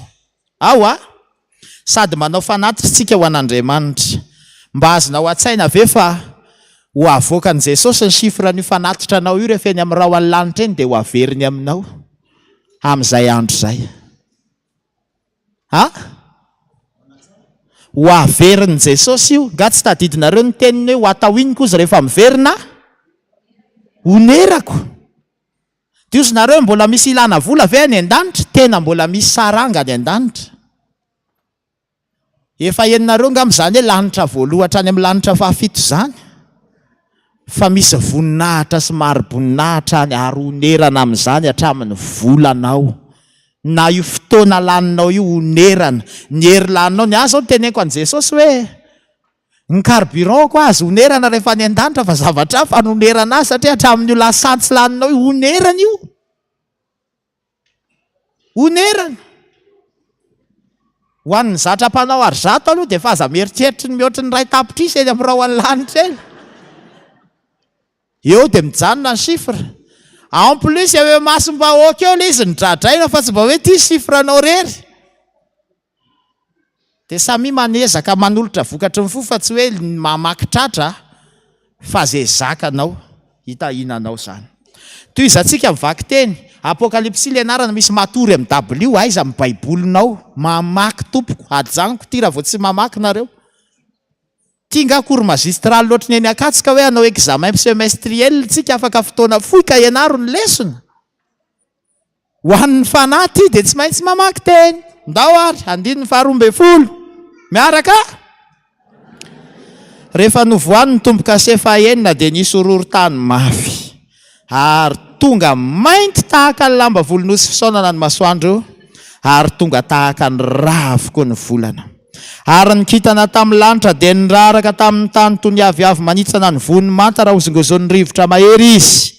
Dia lasa tahaka ny taratasy voaorina ny lanitra ary ny tendrombohitra sy ny nosy rehetra dia nafindra ny ala tamin'ny fitoerany ary ny mpanjaka ny tany sy ny lehibeny sy ny fipearivo ary ny manan-karena sy ny lehilahy mahery mba amin'ny andevy rehetra na ny tsy andevy rehetra dia nihery tao amin'ny lavaka tao amin'ny vatolampy eny atendrombohitra. Hatreo ihany tsika aloha. Andininy 12 ny voana ny tomboka sefafiry dia nisy horohorontany maizina ny masoandro amin'ny volana tonga rano raraka ny kitana. Dia ozy nareo hoe tsy potika ave ny tany rano raraka ny kitana. Tsy avelan'Andriamanitra ho potika fa menjery eny izy dia rava ny trano, menjery eny izy dia miakatra ny rano, ny tsona misy ny rehetrarehetra miaraka amin'io fa tsisy mialy zany eto izy mifahafatesana e, tsisy maty zany eto. Zany mahatonga an'ireo mitady hery any atendrombohitra. Azo sa tsy azo? Aiza moa tsika izao no mipetraka? Aiza tsika no mipetraka? Aiza ianao no mipetraka? Any France. Continent moa Madagasikara sa inona? Inona? Nosy? Vakio amin'ny andininy 712. Dia lasa tahaka ny taratasy voaorina ny lanitra ary ny tendrombohitra sy ny dia nafindra ny ala tamin'ny fitoerany ho tonga any Amerika Madagasikara amin'io an'izay mbola tsy nahazo visa rehetra hatramin'izay. Fa hoetsehana amin'ny toerana ny nosy. Ohatrany miodina zao ty tany ty dia mbola tsy maheno tsara tsika. Fa eritrereto tsara ny fibatan'ny anjely na ilay kitana menjerany ty nosy ty hifindra iala eto ho afindrany any amin'ny pôle nord ve sa ho ataony any Inde sa ho ataony any akaiky ny Bangladesh sa ho ataony aiza ho afindra iala amin'ny toerana ny nosy. Tôbila mandeha mafy ary mampandoa anao mandeha samby eo voa mal de mer maika fa ty tambe ty ny andeha ohatry ny lakana fa von'ny sasany ngambe fivoaka ery voan'ny mal de terre. Fa ho afindra iala amin'ny toerana ty nosy ty dia ho aisaka hijanony ianao sa andeha? Andeha voaloha sa andeha faharoa sa iandry an'ilay nosy isaka aloha vo andeha? Andeha voaloha daholo rehefa anontaniana. Andeha voaloha. Fa ty nosy ty ho alany eto. Lozany e zany re olona. Tomboka sefafiry izy teo. Fahaenina. Manomboka azy nareo amin'izay le boky Apocalyptic. Tsy mamaly nareo. Manomboka me azo mifamaky azy sa mbola tsy azo mihitsy. Satria ny antsika le foto-kevitra inona ny anarahana azy? Pré-millénarisme dia iny amin'izay ny manamora ny fanazavana azy. Mazava izay? Fa io zao mbola afaka ampianariko anareo koa post-millénarisme fisambadidaka eto ny lohanareo. Mety tsy ho zakanareo zany fa aleo pré ihany ny anarana dia miomana nareo. Fa ho an'ny mpanompon'Andriamanitra ny mpitandrina sy ny sisa mba tsara mianatra an'izany jerevo mamaky boky be dia be boky any amin'ny librairie any hatrany anaty tambajotra any anaty internet re feno dia mianatra dia hitanareo fa tena tsara io. Tomboka sefaenina izay ny olona mbo vonjy fahafiry izay ny lasa firy amin'ny session. Ataontsika session ny anarany amin'izay mitovy le manao fanadinana eny akatso. Firy amin'ny session. Andeontsika irava. Firy amin'ny session izay ny lasa. Deuxième session hiditra amin'ny troisième session tsika izao. dia vakianareo le tombo-kase sy le tropetra rehefa any an-trano fa ngamba le olom-boavonjy fotsiny aloha lazaiko dia amin'ny herin'ny averiko indray le loza zany a alao fanarahana tsara le fanazavana momba le olom-boavonjy anakenina aloha no ataoko izao a dia amin'ny heriny amerina manazava le loza ohatran'le tombo-kase teo anohizantsika azy hatrany amin'ny lovia volamena 7 mazava le izy koa ny eo avakianareo fotsiny raha riva tonga dia fantatrareo hoe maneno ny tropetra voaloha izao ny lozany seho, tropetra faharoa izao ny lozany seho, tropetra fahatelo izao ny lozany seho. Mazava? Mazava sa tsy mazava? 3e session Apocalyptic toko 7:4 misy voaty ity. Saotra Jesosy afitantananao ny fiainako a 10 000 ariary amin'ny pasteur José Alain aladiny mpitandra ny favaka ho asitsika rehefa avy eo.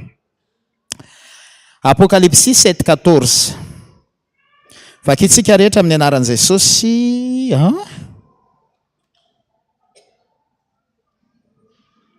Apocalyptic toko 7:7 ao a vakio aloha ny 7 nareo mamaky azy amin'ny anaran'i Jesosy.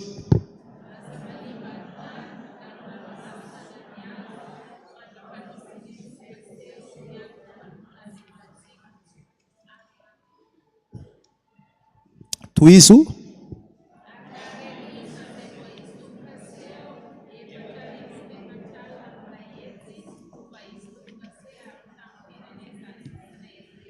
hatreo ihany ny miakatra fahatelo de jiosy 4,400 sy ray hetsy na le antsoina hoe jiosy 144 000 gasy ray ianao gasy reny tsy haiko komorianina ray gasy reny islamianina ray tsy haiko inona tsony jetilisy ianao zay fa jiosy ianao raha tena jiosy miteny hebreo ny razanao de mety hiakatra fahatelo ianao. Mazava sa tsy mazava? Misy idirantsika ifekarana fahatelo sa tsy misy? De dinganitsika. Izy ireo mekanjo fotsy lava ireo jereo foana le filazany le akanjo akanjo fotsy manahoana? De nefinareo rehefa mivavaka ety an-tany ety lonareo manao akanjo fohy fa rehefa aninareo manao akanjo fotsy de tsy haiko aloha tandremo ihany. Reo le lazainy avy any amin'ny fahoriana lehibe ny akanjony nofitsiny sy ny sasany tamin'ny ranony zanak'ondry. Ao mazava ve tompoko? Misy idirantsika ny 3e session sa tsy misy?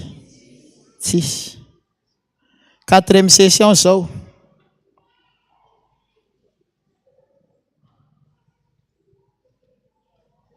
Apocalyptic toko 7 ihany. Andininy fasivy.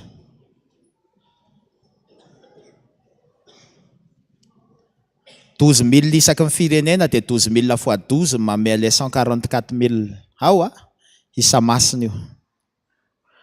Ndao vakio ny toko fasivy amin'ny Apocalyptic toko 7 amin'ny anaran'i Jesosy.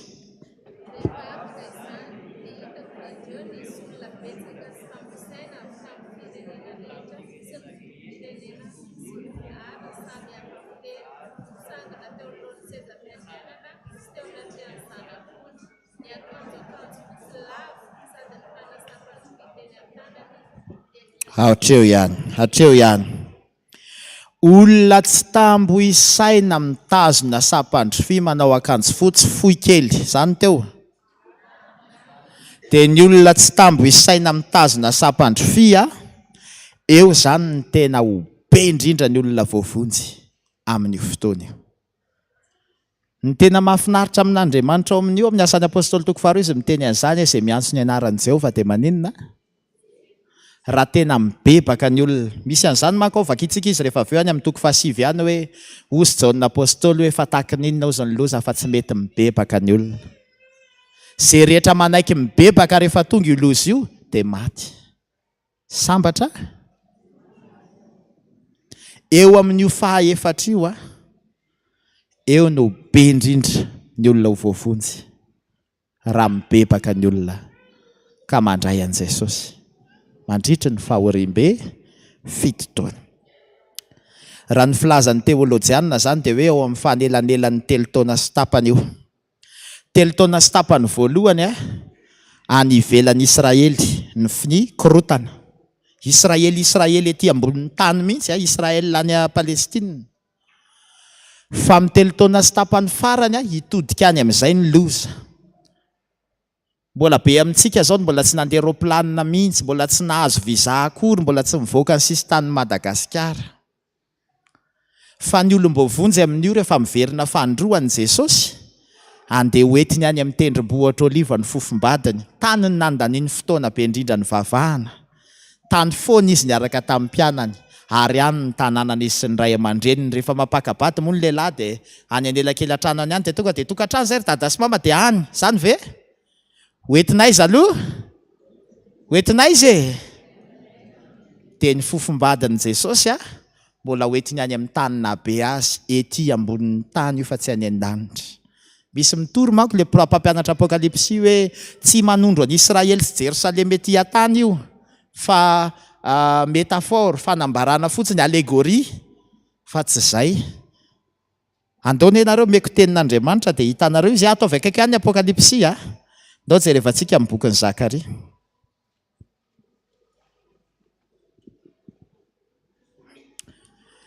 Bokin'ny Zakaria toko faha-efatra amby folo. Raisitsika manomboka amin'ny andininy voalohany hatramin'ny faha-efatra ihany dia afaka vakianao manontolo rehefa any an-trano. Zakaria 4:10 andininy voalohany hatramin'ny andininy faha-efatra. Hita ve?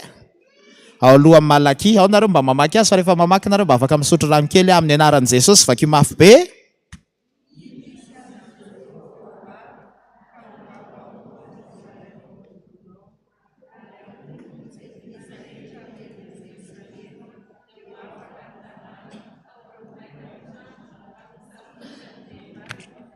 Sasaky ny tanàna dia ho lasako babo, fa ny vahoaka sisa tsy dia ho fongorana avokoa amin'ny tanàna. Dia hivoaka Jehova ka hiady amin'ireny inona?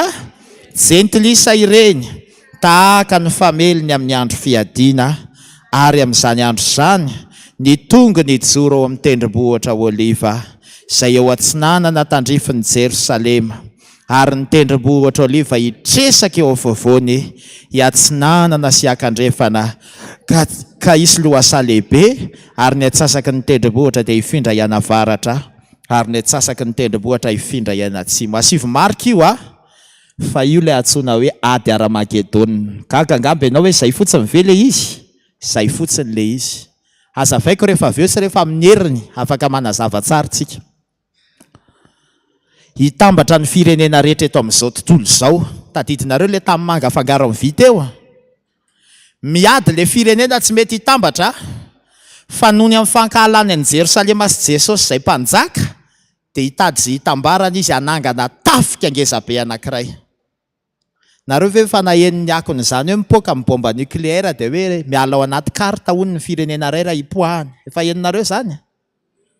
Ny anton'iny hanapoahana ny Israely, hanalana ny tendrombohitra Oliva io tao, satria efa voasoratra fa ho hitsahan'ny tongotra Jesosy io tendrombohitra io rehefa hiverina izy.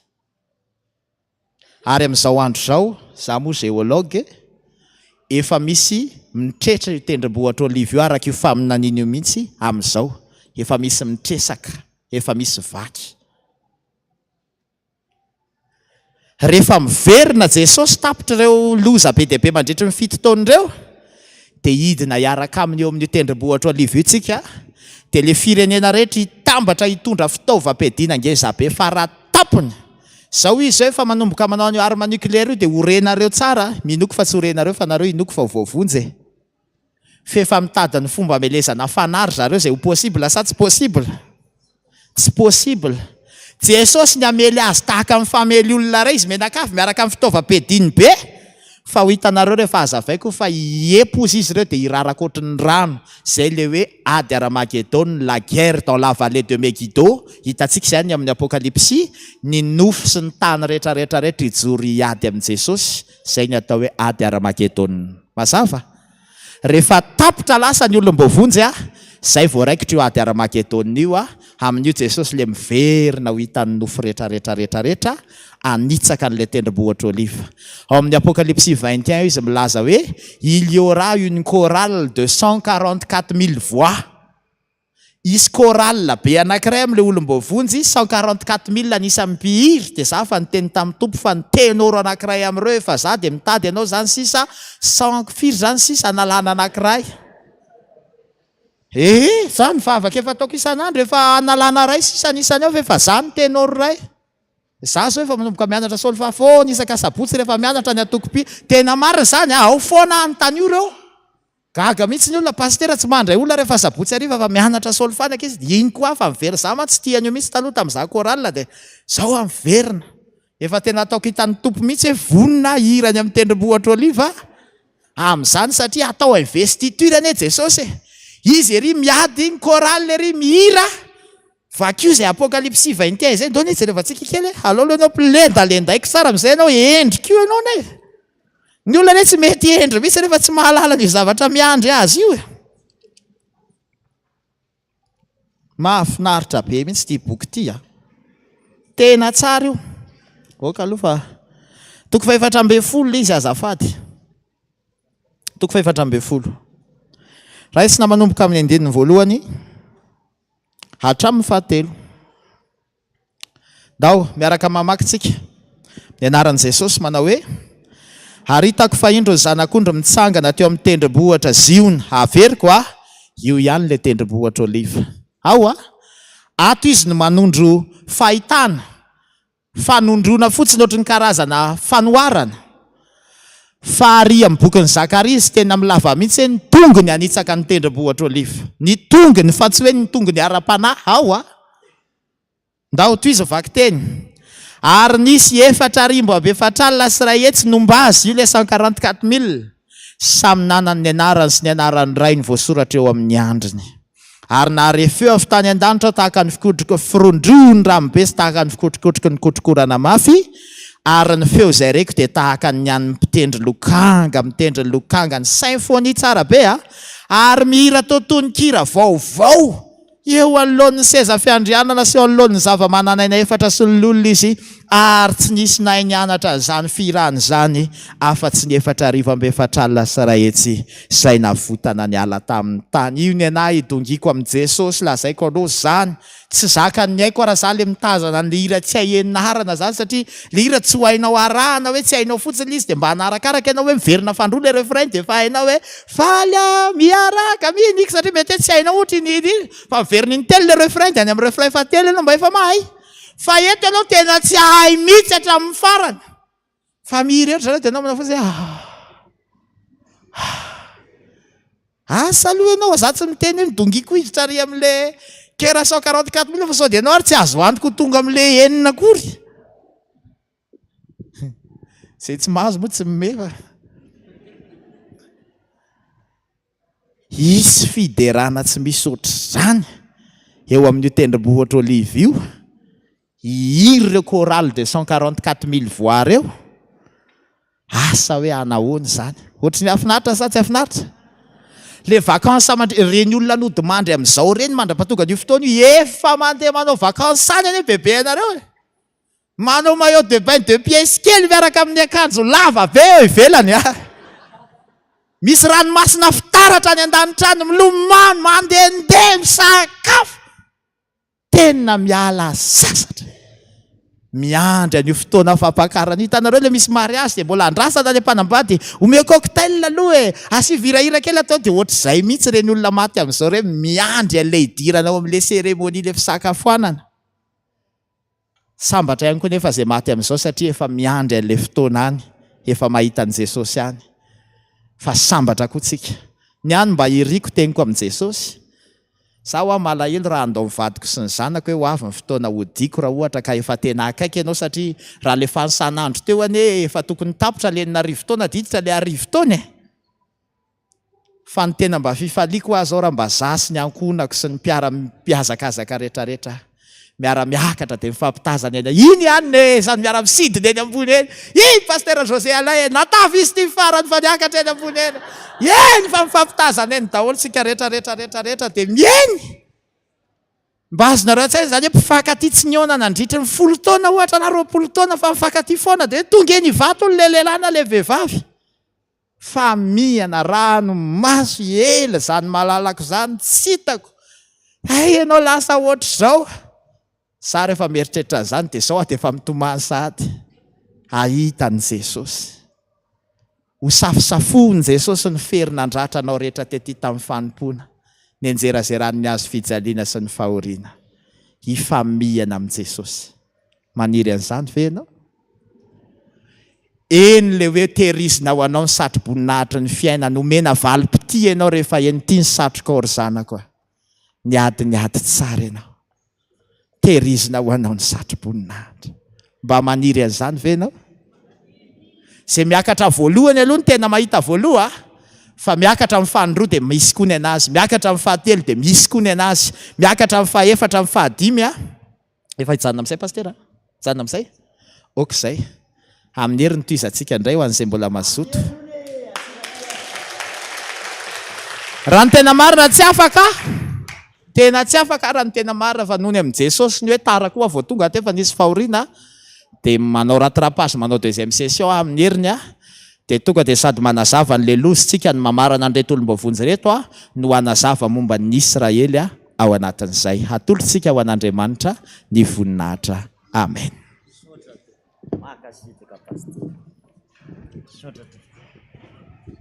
Sotra indrindra nazava sa tsy nazava ny resaka eno aloha le miakatra voalohany ray ry Jesosy le izy le akatra voalohany izy atsangany tanany le akatra voalohany ohatra mihitsy tsy mietrehitra le mitady fahafatesana tapahana ny tenda za mbo faty vao may le tenda hoe tsy maty tsy maty ohatra ratsy be zany ka aloha le miakatra voalohany ihany tonga dia miaraka amin'i Jesosy zay mahatsara le mamantatra ny zavatra ho avy zay mba hahafahana manino zany hiomana dia mbola sy tonga Jesosy eny ary satria efa ny radio moa amin'ny dimy efa misy fandana manaraka dia mba ahafahany rehetrarehetra migoka andao hitsangana marantsika misy nareo hoe maheny le hira raha tsy miverina tahaka an'izao zao man tsy mandova ny fanjakana izy nareo maheny le hoe dao mba hiaraka hoazy hiaraka hitadeny atsangany an-tanana zay mba naino an'izany hiry zany tamin'ny vola kely eno ndao ataontsika izay hiry zay aloha hoe izy aloha ilay akatra voalohany atsangany tsara an-tanana zay tonga dia atao vambony za Jesosy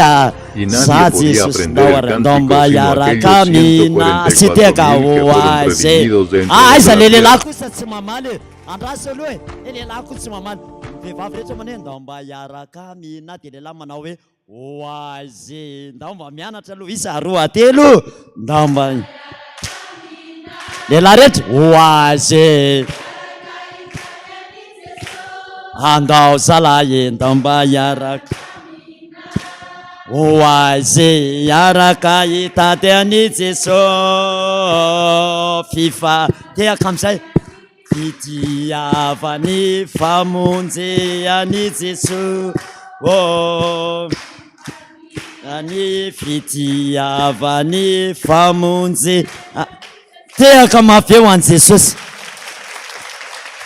eny mba manohy fotsiny an'le toany fa tsy haiko loatra moa le fifaliany tsy haiko le toe marina mihitsy le tenin'ny pastera aloha ianarana ihany fa lasa minananana fotsiny rehefa avy eo tasa tsy fantatra eny ariva marina tsika dia aorianany vavaka atao koa dia pastera hiraka mamilalaina noho tsy zodrano atsika mety dia zay no ataontsika vavaka tsika faly be zay Jesosy misy zavatra tena tsy fantatra hatramin'izay mihitsy androany nampahafantarinao anay raha tsy miverina tahaka ny zaza aloha dia tsy hatakatra n'izany mihitsy raha zavatra resan'ny pastera tetony dia ohatrany hoe mampanonofo izany mihitsy ho an'ny olona mety mana-tsaina loatra na mety nahita fianarana loatra mety hite mihitsy adala koa nareo ka zany ve dia ho isy zany ve dia ho tanteraka fa zay tena mino Jesosy araka ny fampianarany teo hoe zany efa mianatra mihiry satria amin'izany tokoa hiaraka hira amin'i Jesosy dia raha tsy manana fiainam-panahy tena tafaray aminao tsy hatakatra an'izany mihitsy hoe hianatra an'izany sahady zay efa hiomanao amin'izany fahatongavanao zany fa lozany e Jesosy zany hoe ho avy ny devoly amanapitrisany ho hita maso loza tsisy ohatran'izany Jesosy ary marina tokoa Jesosy ianao nanambara teo fa ny olona mino dia ahita andre orakoraka hiara hitazana dia mba hiakatra koa hiaraka amin'izany feon'ny trompetra zany fa misy kosa tsy haheninninina mihitsy amin'izany ora sy fotoana zany zany fandraisana ny voalohany zany ka dia zany mihitsy ny Jesosy no antenainay mba tsisy ho very tsisy ho latsaka Jesosy na iray mba midongodongy aminao mihitsy zay mangataka nindra fonao lehibe ny amin'izay rehetrarehetra mety tsy ho fahatanteranay. Misaotra anao nampafantatra an'izany mba hiomananay ny amin'izany fiavianao zany Jesosy. Mankasitraka foy ny fotoana Jesosy fa satrinay foana na mandra-paly ny andro ary hianatra an'izany. Fa misaotra anao ihany koa fa nanaiky izao mpanomponao eo fanataonao sakaiza mihitsy. Mbola ho avy eto koa amin'ny herin'ny androandra mbola tsy tonga eny amin'ny raha ho an-lanitra ianao. Anoy an'izany fianaran'izany zay dia efa apetraka sady eo ampelantananao zany Jesosy. Engany mbola ho maro lavitra anao izao ny olona oliana ny amin'izany fampakarany mbadiny zanak'olo zany. Dia mba ho avy rodirodiny vahoaka Jesosy hianatrika an'izany fotoanandro izany. Satria mila mahay an'izany zay mila mianatra an'izany fa zany nge natonga ny apôstôly ny teny hoe maranata ho avy ny tomponay. Dia zany fiavianao zany mila fiomanana zany, mila fahalalana ihany koa zany. Ka dia isaorana ianao mahalona ny fampianarana rehetrarehetra voaraina teo Jesosy dia hiaraka hika isaotra na io intelo izay manao hoe misaotra Jesosy, misaotra Jesosy, misaotra Jesosy. Dia mametraka ny tohan'ny fotoana rehetra sy ny asa rehetra eo ampelantananao. Raha andeha hody zay dia mametraka ny fiainana eo ampelantananao. Mety misy aminay zao alaim-panahy hoe dia tsy nametraha tanana akory ve, tsy nitapahana ozina raha mino zay. Fa niteninao nefa niteny hoe nandefa niteny koa mba hasitrana azy dia zany zavatra reny ny sofinay zany hitondra fanasitranana ho an'izay mino zany Jesosy, hitondra fanafahana ho an'ny voagedy zany, ary samy atsiaro faly zay ody ampifaliana any atokantrano any. Ka dia voninahitra rery ny antom-pisinay araka ny teninao Jesosy hoe tiako izay tia ary zay fatrapitady dia hita izy. Ka zay rehetrarehetra hiaraka pakatra ny vavaka eo anatrehanao manao hoe Jesosy io enoy ny vavaka misaotra indrindra Jesosy. Tapitra sahady ny fotoana tompo zany vavaka zany tena tianay sy maminay loatra. Raha kambanay amin'ilay vavaka tsara indrindra nampianarinao manao hoe rainay ao zo any an-danitra ho Masina ny eny anaranao ho tonga ny fanjakanao atao any sitraponao ety atahantahaka ny eny an-danitra meo anay ny anina sazy ao anay ary mamelany elokay tahaka ny namelana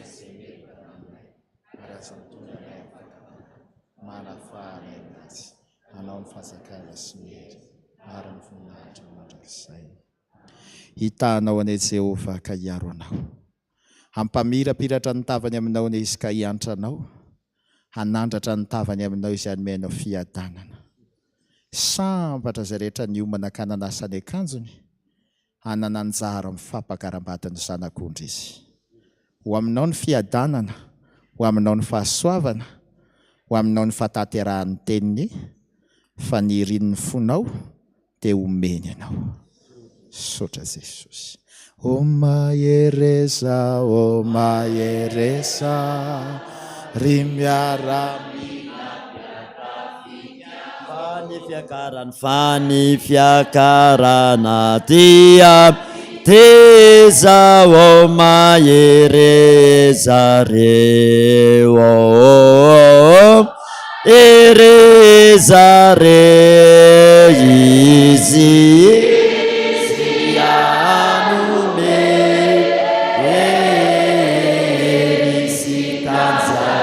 Finoana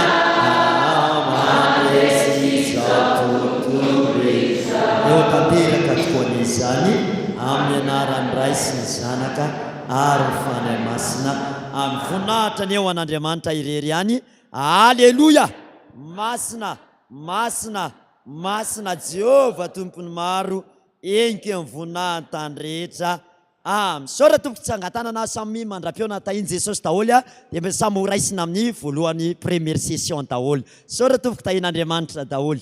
Amin'ny roa amin'ny herin'ny androany, amin'ny firy amin'ny herin'ny androany?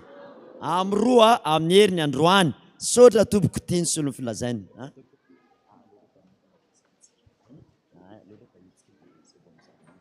Misaotra tompoko. Misaotra Jesosy.